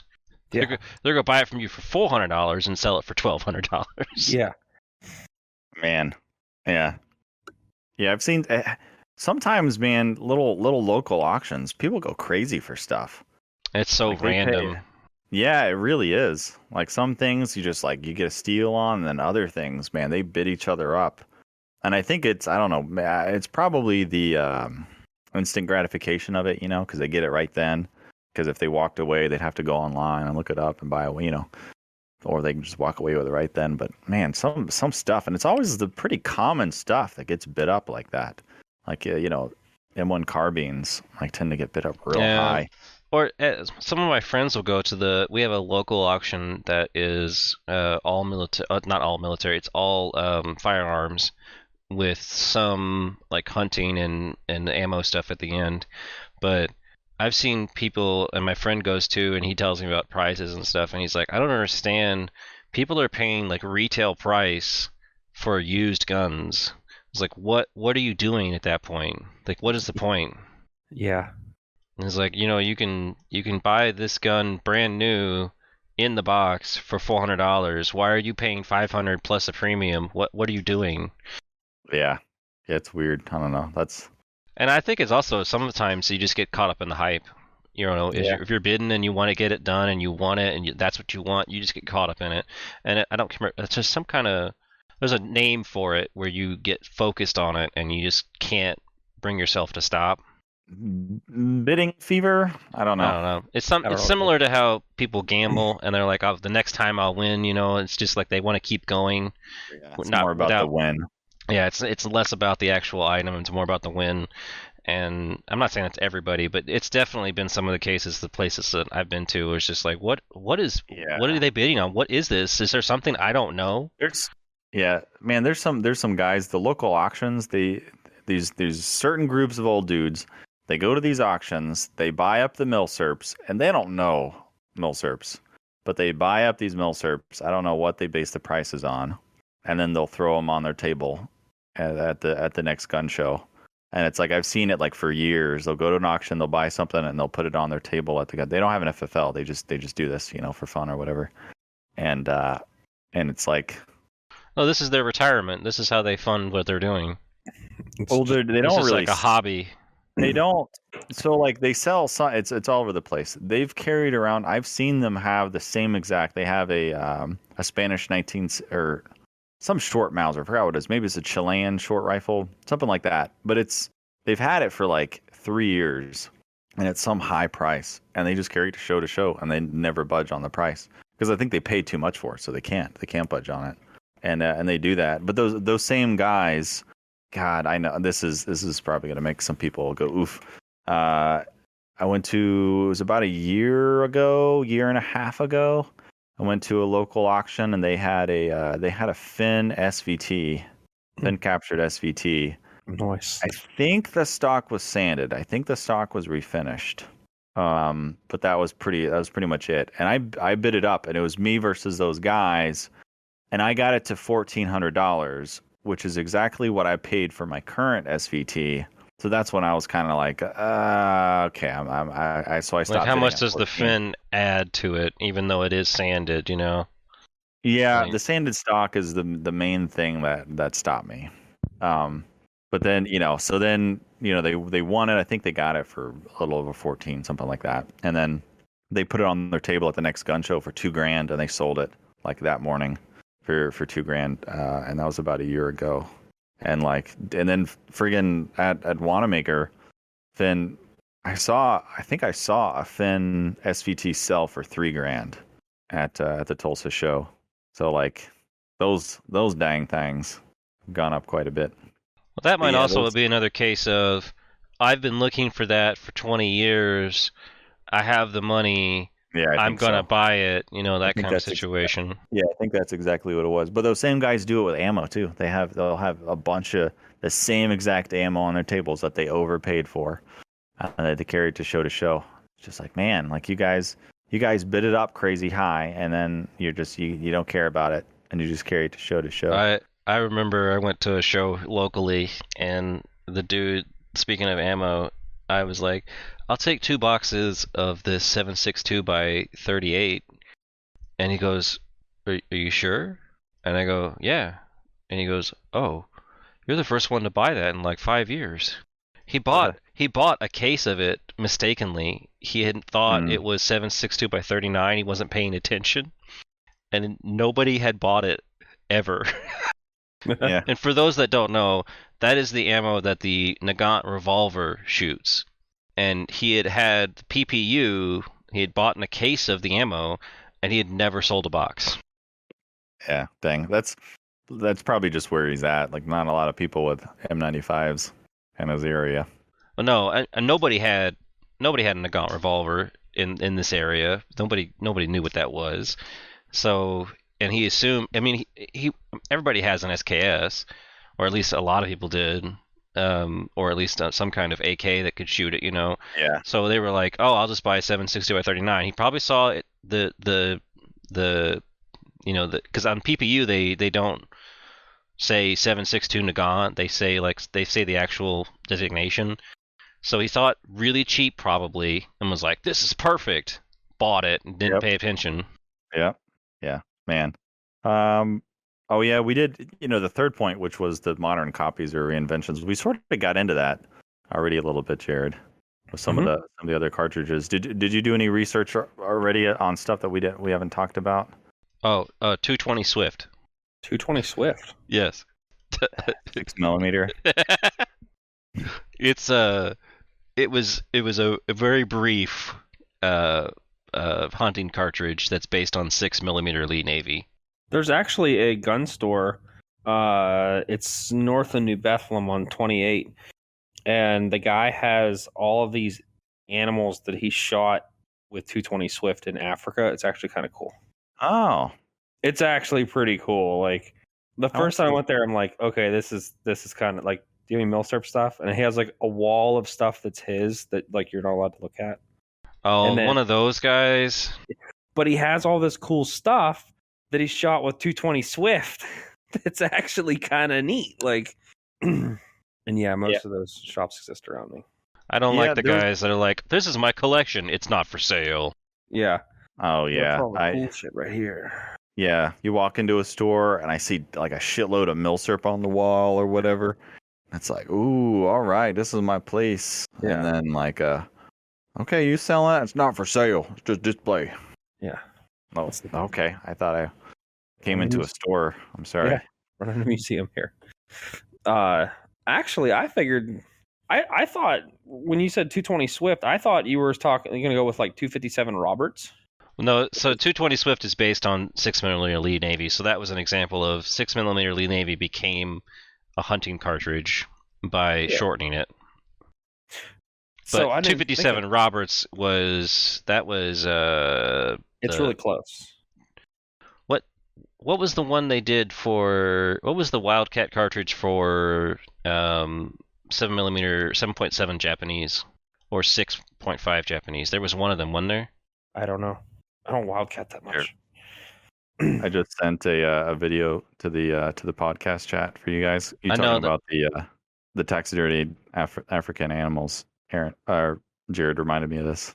It just reminded me of when I when I was younger, my parents had a business selling furniture, and we delivered furniture to the couple that owned the Pizza Huts in the area, and their entire house was taxidermied animals that they had gone on hunts in Africa, and it was like, okay, like it was wall to wall, like everything.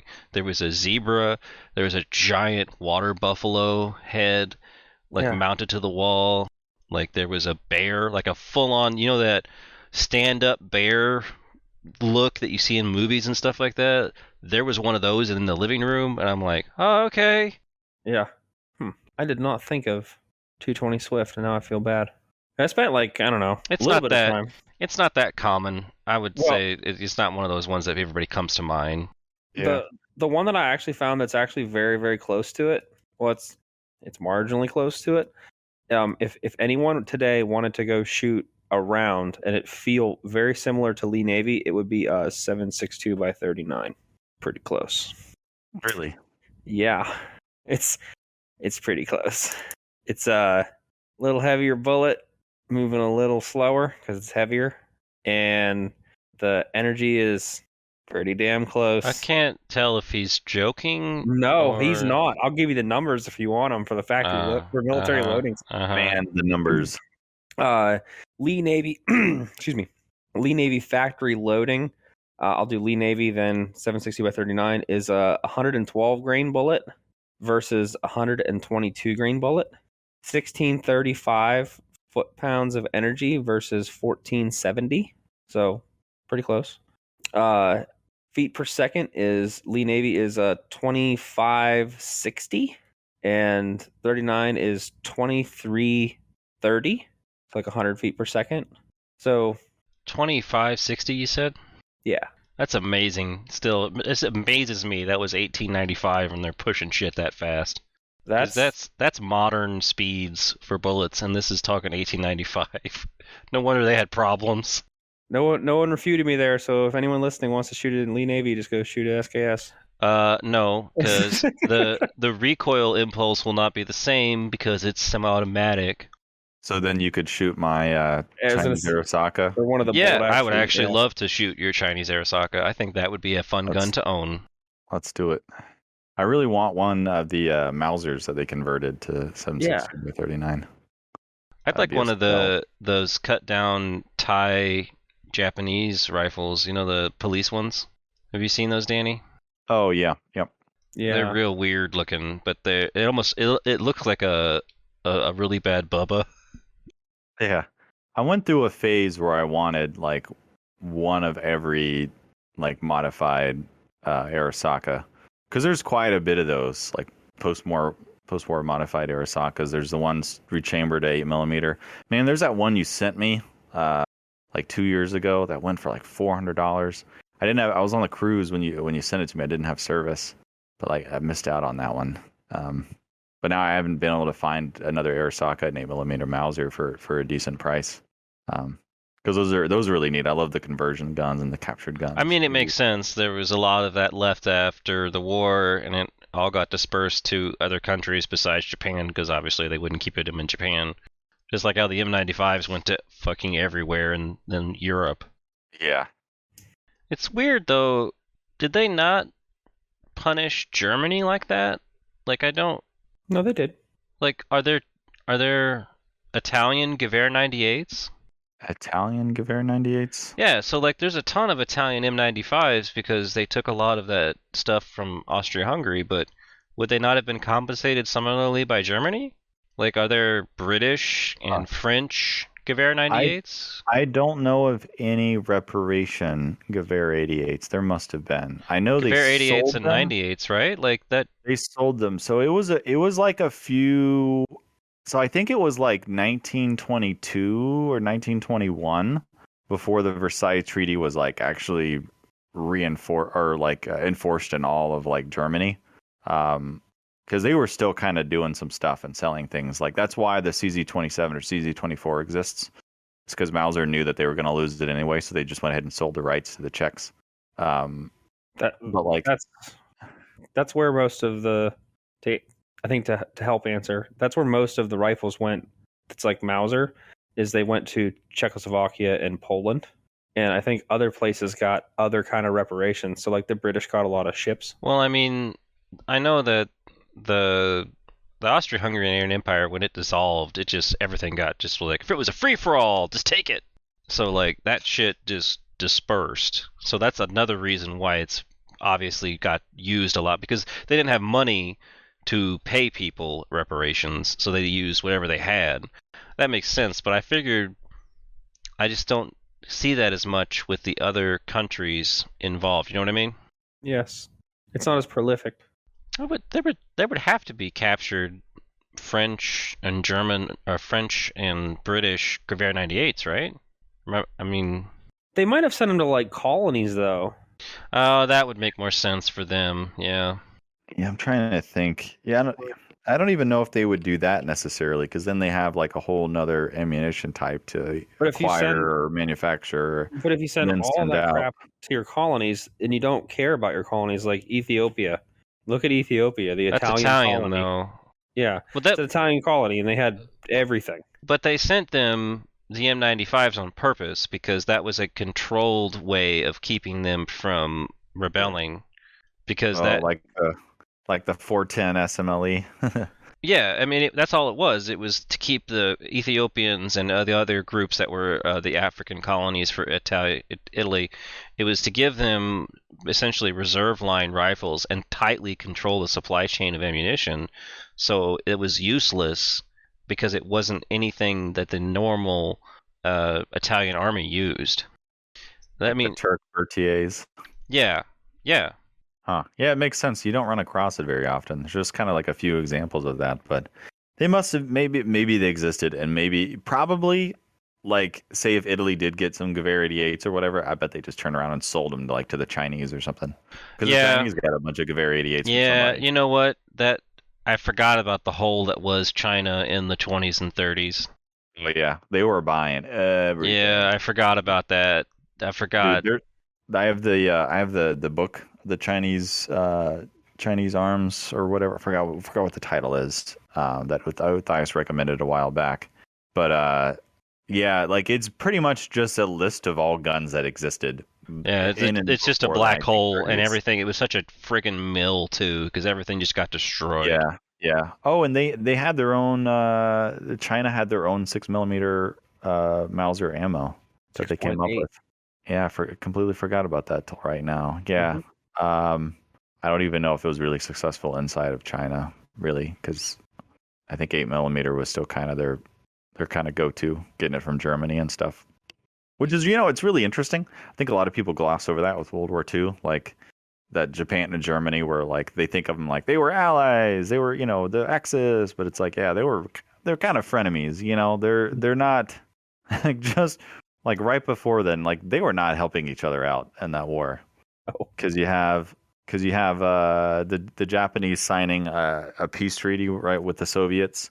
So then the Soviets sent all the Siberian troops to fight the Germans. That wasn't very nice of the Japanese for their ally. And then you have Germany supplying the Chinese with guns to fight the Japanese. And helmets and tanks. Oh yeah, and they sent officers to train them and everything. Yeah, they were not. They were allies of convenience. That was two opposing ideologies as well. They were only allies of convenience, and the only reason they would be allies is because they were such a distance away from each other. Yeah. Let's be friends for now. Actually, there's a whole topic, Danny, that we should probably save for another podcast, where we could talk about alternate history. And I've watched some stuff from one of these channels that just really dives down into how alternate history is just really stupid. And it's like the basic point of it is like anytime you go more than like one or two steps trying to change something. Oh yeah. You're basically saying, okay, you're trying to change the fundamental person or the fundamental ideology, or like you basically can't go, okay, Hitler doesn't invade Russia at all. And it's like, well, no, like he was going to invade Russia because he hated Russia. He hated the Soviet Union. He hated the idea of communism. Like this was going to happen. Yeah, quite a few people apparently think that the German invasion of the Soviet Union was just to invade them before they got invaded themselves. Yeah. Um, That's one of the thought processes behind it, because the Soviet Union was such a slow creature to move to. yeah. Well, they had I think millions of troops, or at least hundreds and hundreds of thousands of troops on like the new German border in Poland.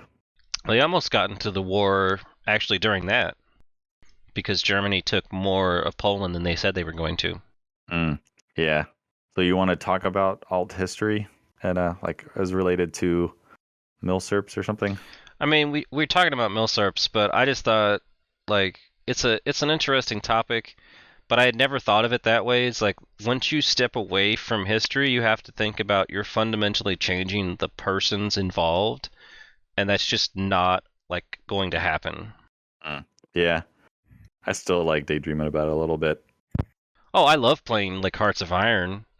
Hoi 4, man. I'll play all that shit all the time. I'll remake the Austro-Hungarian Empire. Let's do it. I think the most fascinating one to me is like, what if one of the many assassination plots against Hitler succeeded? Oh, they would have Well, that's one they of my would have favorites. they would have slowed down. They wouldn't have like been as aggressive. It depends on who succeeded Hitler, but most of the stuff that I've looked at was basically like, no, we would have just definitely calmed down the rhetoric, because like a lot of the stuff that I've looked at essentially, like, and this is a hot take. You ready for the hot take, Danny? Let's hear it. Germany was never going to win. Oh, what? But what if they had what if they had more STG-44s? There's zero chance What if they were had more ever going to win. ME-262s? What if they had more G43s? There is zero chance they will ever have won. They lost by starting it. Man, just when I think there can't be any more controversy in this podcast, you got to go drop a bomb like that, man. What do you think, Danny? Do you think they could have won? Jeez, I was being facetious. There was a point before they invaded the Soviet Union where they were doing unrestricted submarine warfare, where the British were having like weeks left of food. Oh, the phony war? No. After they defeated France. Yeah. Oh, okay. When they were the Battle of the Atlantic, there was a point where they almost starved the British out of food. But like I said, they were going to invade Russia, the Soviet Union, I should say, not Russia. Like, it was going to happen. It's called. I never understood how they're like, okay, we're fighting. We invaded France. We're going to attack England now. Oh wait, we failed the Battle of Britain. Oh look, Operation Sea Lion can't happen. We can't really invade England. That's too hard. Let's go invade the Soviet Union. That's much easier. We could totally do that. Yeah, I don't understand how those two things exist at the same time. Yeah, we could totally explain it. It's the ideology. They needed the oil. It's oil, yeah. And they needed the oil. It was always going to be, the answer was always oil. They started the war severely lacking in resources, especially oil. So the answer is always invading, particularly Romania, getting the Romanian oil fields, and Ukraine. I don't know if the Germans were that short. I know the Japanese, once the U.S. cut off oil supply to the Japanese, I know they were really short. But after getting Romania and Hungarian oil fields, and then their own synthetic production, Poyesti did not come close to what the Caucasus could do. That's the reason for the southern attack. Yeah, I know they needed it, but did they need those oil fields because of all the effort going on to get them? Are you saying is a cost benefit? You're saying? Like, yeah, because they expend more manpower and resources to get them than it was beneficial. Yeah, like maybe if they got it and they kept the oil fields for like 10 years. Well, you see, that goes back to the ideology thing too, though, is that they were going to invade and take over, and it just happened to be like, okay, we can do this at the same time as taking over the oil. Yeah, but like, the Soviets with their scorched earth policy, like they wouldn't have left much to use to actually pump anything out of there. And it's like there's some point. I heard there's such a material shortage in Germany that there was some attack. God, I can't remember what it was. But they were going to attack one city that was like strategically important, and they literally heard that there was some type of facilities or something in this other city, so they had a bunch of mercury, so they diverted and they attacked this other city just to capture mercury to be able to send back to Germany because they were so short on stuff. But then it's like you need mercury because you got a big army and you got to invade somebody, so then you need mercury. For the meth. For the meth. Thermometer. Yeah. For the meth. Anywho, what I'm saying is Anyway. I know they definitely didn't have enough oil, but I don't know if it was like if they didn't invade Russia, if they would have run out. I don't think it would have been like they didn't have enough, but I think they had enough for England. But the problem is they couldn't get to England. Like yeah. I mean, how far did they go into Russia? And like how close were they to England? Like they took British territory, like they took some of the Yeah, some but of the Channel I mean, Islands. when you think about it though, Danny, like I just don't understand. Like I get the British had a bigger navy. look at I it get look at it everything. look at it from this perspective. D-Day, that landing was done in an entirely controlled ocean environment, and it was still like a risky maneuver, right? Now imagine that, but you have no control over the ocean in that area, or very little control over the ocean in that area. Like, you can't just send masses of troops. Everybody gets slaughtered. There's no way for them to invade without a strong grasp, a stranglehold essentially of the Navy. And they never had that. They had unrestricted submarine warfare. It was effective in food supplies and stuff like that, but they never had that stranglehold of the oceans. Yeah, I just but don't see like, a land invasion they- of the UK was never going to happen from Germany. They just did not have the resources. about like the Kuban bridgehead, and like in Russia, where they like after they took Crimea, they moved in and they invaded. Like they kind of went, east of Crimea, and they set up this like bridgehead even further. And it was like I think it was a mostly amphibious like operation where they landed and they kind of took this area and they held it for forgot how long in 1943. And when I hear about an operation like that, and I know about I've read the memoirs of them fighting in like Crimea, and I know how terrible like that it was and how hard it was. And it's like they were able to do an amphibious landing in Kuban, Russia, and hold that bridgehead like how many thousands of miles from Germany? And then I'll counter you with Crete. What do you mean? Yeah, How did the invasion of Crete go, Danny? Well, I mean, when they jumbled the paratrooper drop. They had complete control of the airspace and still could not do that correctly. Yeah, I mean, it's not like the Battle of Crete lasted like that long. No, but it's a small microcosm versus an entire country, you know what I mean?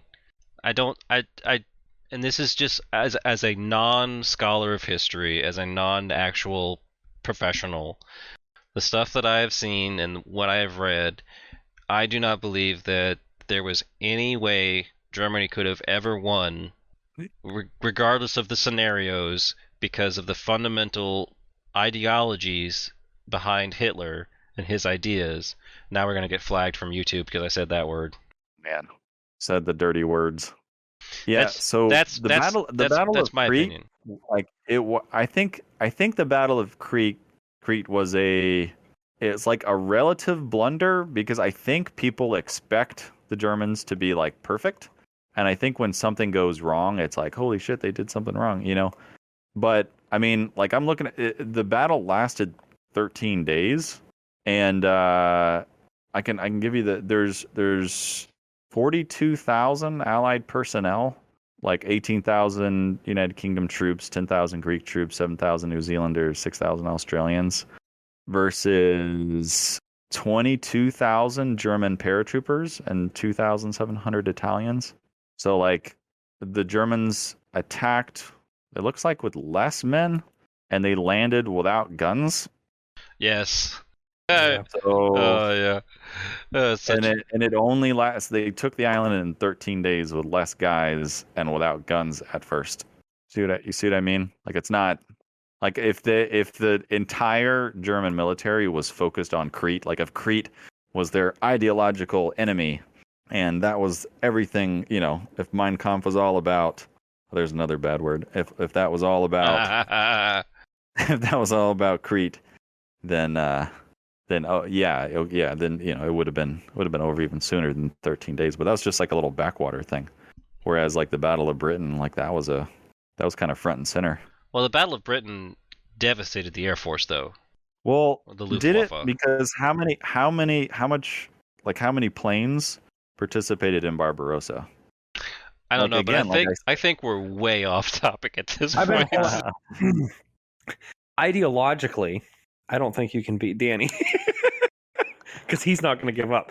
And I'm just, I mean, I could be completely wrong. I'm not gonna say like I would be happy to debate on the side of Großdeutschland, but I mean, we can do that. We can debate. Like I have think that that- episode where we debate whether or not Germany could have actually won World War II.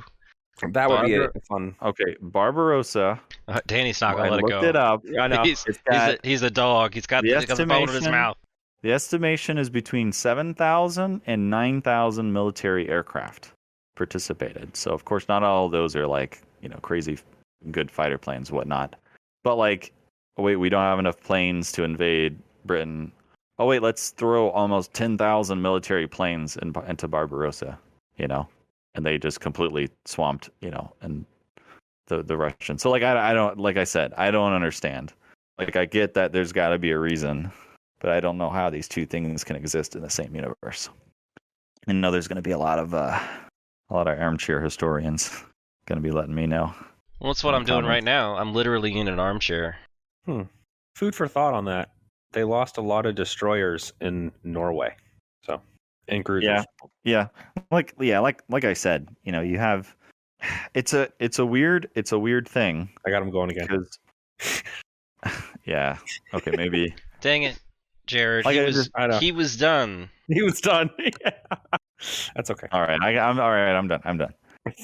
It would be an interesting topic to discuss at a different time. Yeah.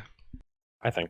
Yeah, neat. Well, getting back to ammunition. Did we do anything that you wanted to talk about, Aaron? All arguments on the internet go back to Hitler. Oh, geez. Yeah. Yeah. Oh, did you hear about that? The new cartridge based on 8mm Mannlicher? No.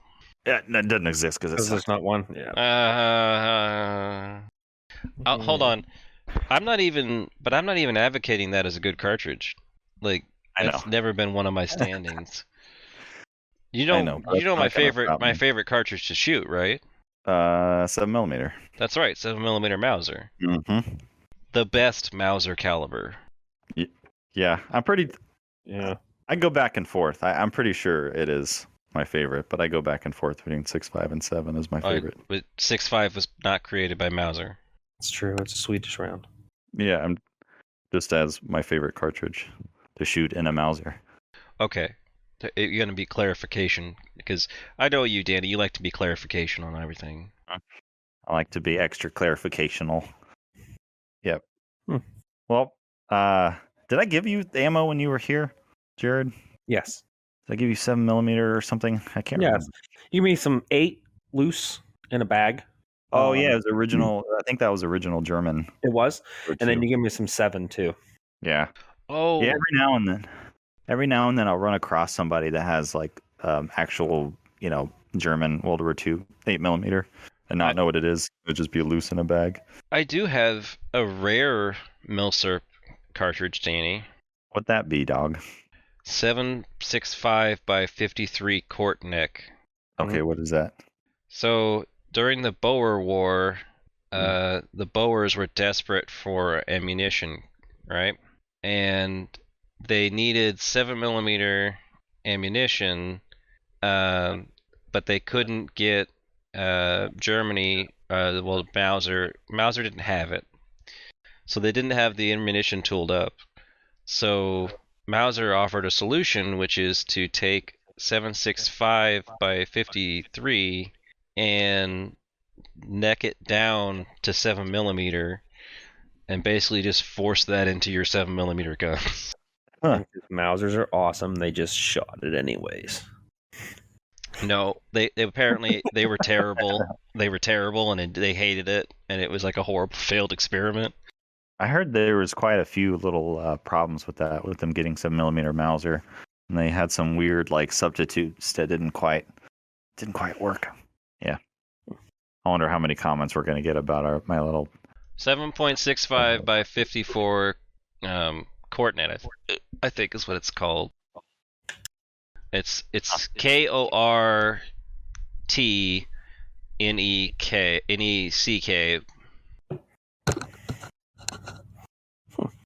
Yeah, and what they did was they took 7.65 by Mauser, 7.65 ammunition made for Argentina, and re-necked it to 7mm and sold that to the Boers. And some reason I found that in a case of random ammunition in an antique shop in Illinois. Yep, that's just how it goes sometimes, man. Just the best little treasures you'll find like that, just hidden in a little case in the back of a random hole in the wall gun store. I wouldn't have known what it was. Well, it was just in a box. Like, there was a bunch of stuff in the box, and I just bought the box. So I got the round out, and I'm like, well, this is weird. And the way that you can tell is because they're all the same head stamp. It's all the same exact head stamp, because it was only done one time. And so when I went to, I think it was on either Reddit or a forum, I was like, hey, I have this. Do you let me know what this is? And they're like, oh yeah, it's this. And it's like, they're all the same head stamp. There you go. Yeah, I've done that before. I bought it's an antique shop in Salt Lake City, Utah. But in the back they had like I guess an ammo collection or something from somebody, and there's some really cool random stuff in there. And they were just selling it for like 50 cents a round or something like that because they didn't know what it was. So I got to pick through it, and that's how I got my my military 6mm Lee Navy cartridge. Nice. Just found it like that. Knew what it was. I knew it was kind of hard to find, so I didn't know they went for as much as they do nowadays. Oh man, that's crazy how much they go for. There was was it a guy on Facebook or Reddit that was posting that he found random shop situation again where he found 6mm Lee Navy like military contract ammunition, and it was like, where are you finding this? Yeah, I think the picture I put scores... in podcast chat is the Court neck. Ah, okay. Huh. Yeah, because I bet that's got to be some of the ammo that didn't make it. Maybe. I don't know. It might have been like a situation where they made a bunch, sent a batch, and they said, no, we don't want this, and then it ended up just being floating around. Oh. Or they made it, sold it, shipped it, and they got there and were like, we don't want this shit, and just let it go. This shit sucks.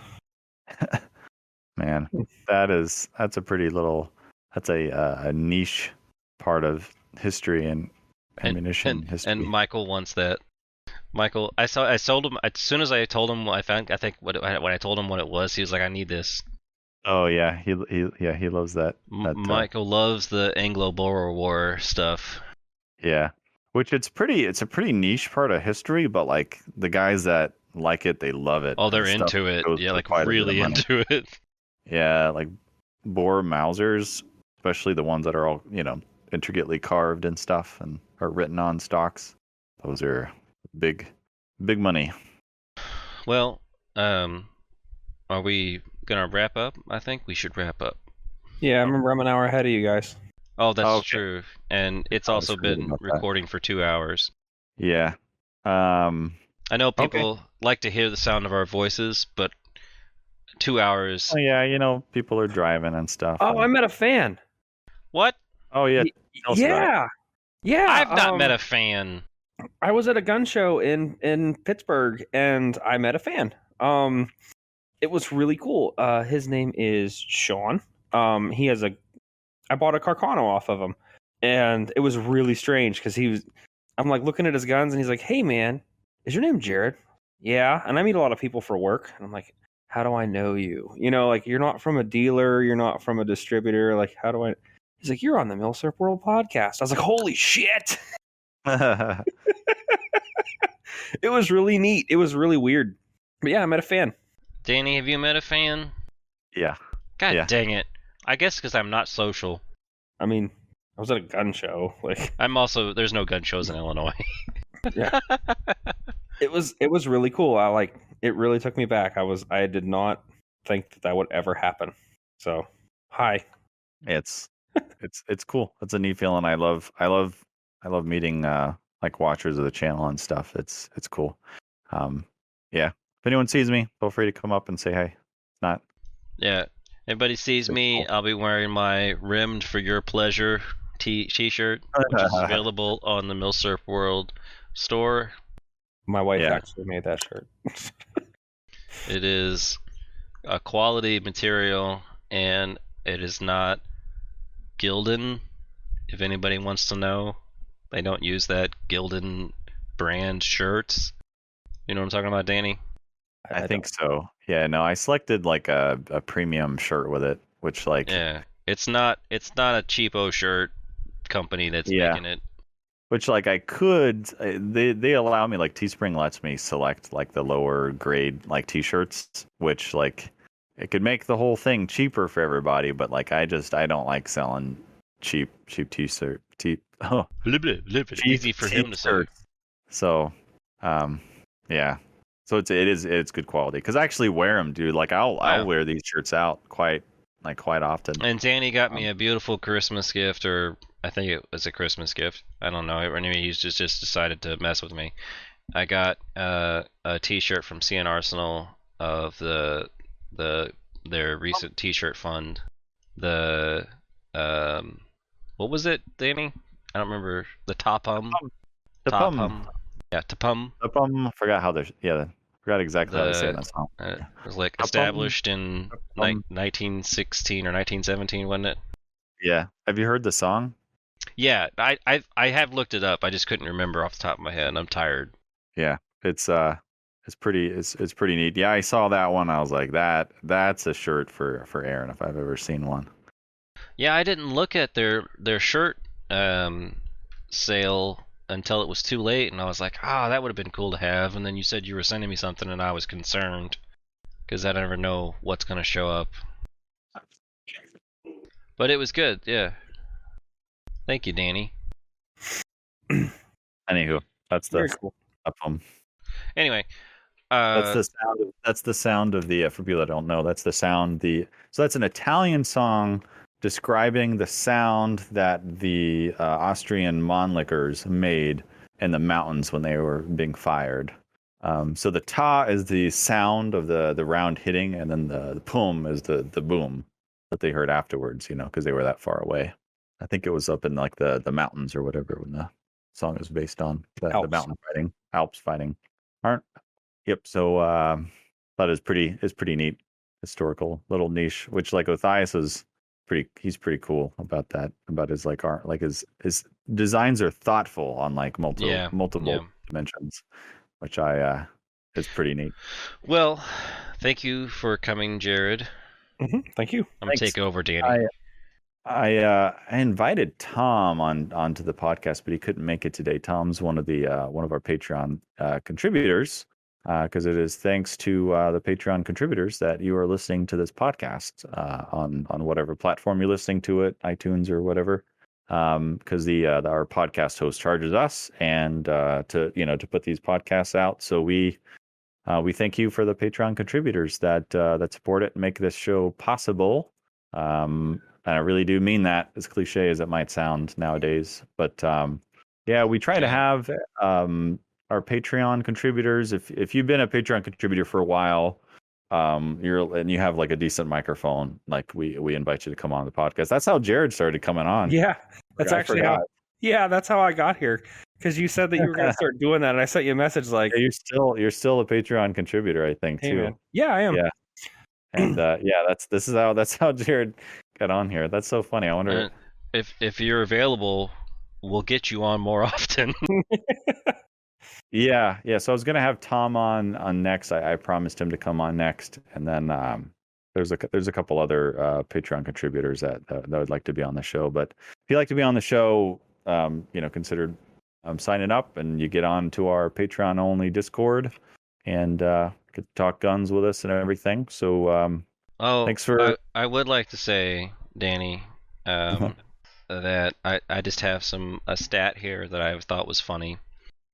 So our most downloaded episode of the podcast is episode 24, where we talk with May from CN Arsenal. That episode has beaten Othias, which was our previous highest downloaded episode, and it is now our highest episode downloaded. Well, that's funny. Yeah. I bet it's because a lot of people hear from Othias, but probably not a whole lot of people, hear from just her. So yeah, that's cool. That was fun. That was fun. I like getting up. Yeah, I'd like to get them back on. I think that would be fun to have them back, but I know they're so busy. Yeah, I think they're only getting busier and busier too. Like I asked Ian, and he was just like, thanks, appreciate it, but I'm just far too busy. Which I see his schedule and how he travels and stuff. How he manages to do an episode every single day is commendable. He cut back to a while back. He cut back to 6 a week, and then just recently this year he's only doing 5 a week. I don't know if he's still doing it, but for a while his Thursday episodes, I think, was like a throwback Thursday. It was like a previous video that he made that he's bumping up. So. I think he's like up to 4 or 5 a week. Yeah, I'm not shocked, just because that has to kill you. Yeah, that dude's got to have an amazing work ethic and that's something Othias told us whenever we started this, was consistency, and whatever the consistent rate that you're going to do it at, you need to keep at it. And to start out at doing every single day, that to me sounds crazy.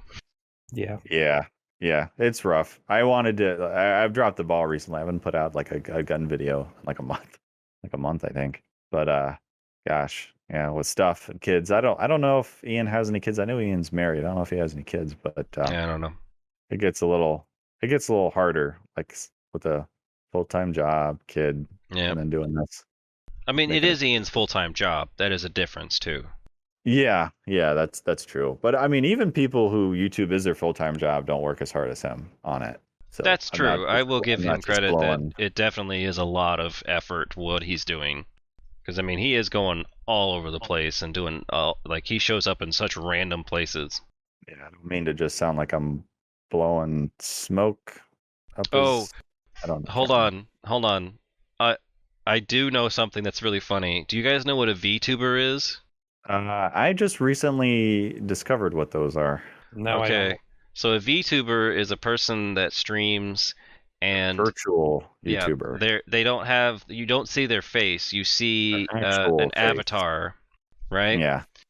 So one of these VTubers reacted to a bunch of memes or just GIFs or something. One of them was Ian whenever he did that, where he's like, oh, now he's got me trapped, and he's got the pistol in front of him, and he goes, what about now? And he grabs it, and it just cuts out like he got shot.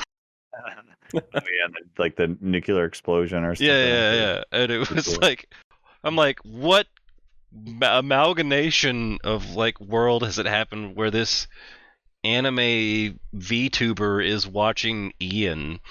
I think he's just that prolific now that even outside the gun community, people probably recognize him. And just to head it off, yes, I do watch VTubers, so don't no rumors or anything like that. I don't give a shit. I'll say it. I'm not gonna be like, oh, Aaron, how does he know about this? I'm yeah, I watch him. Yeah, fight me. Hold on to your waifu pillow while you're watching VTubers. I don't have a waifu pillow. I'm not. You just crazy. have an actual wife. Yeah, I have an actual waifu. All right. Well, now that we've had a tangent on saying goodbye, actually probably should say goodbye. So good night, Jared, Danny. Yep. So long. Farewell. Auf Wiedersehen. Good night. Yeah.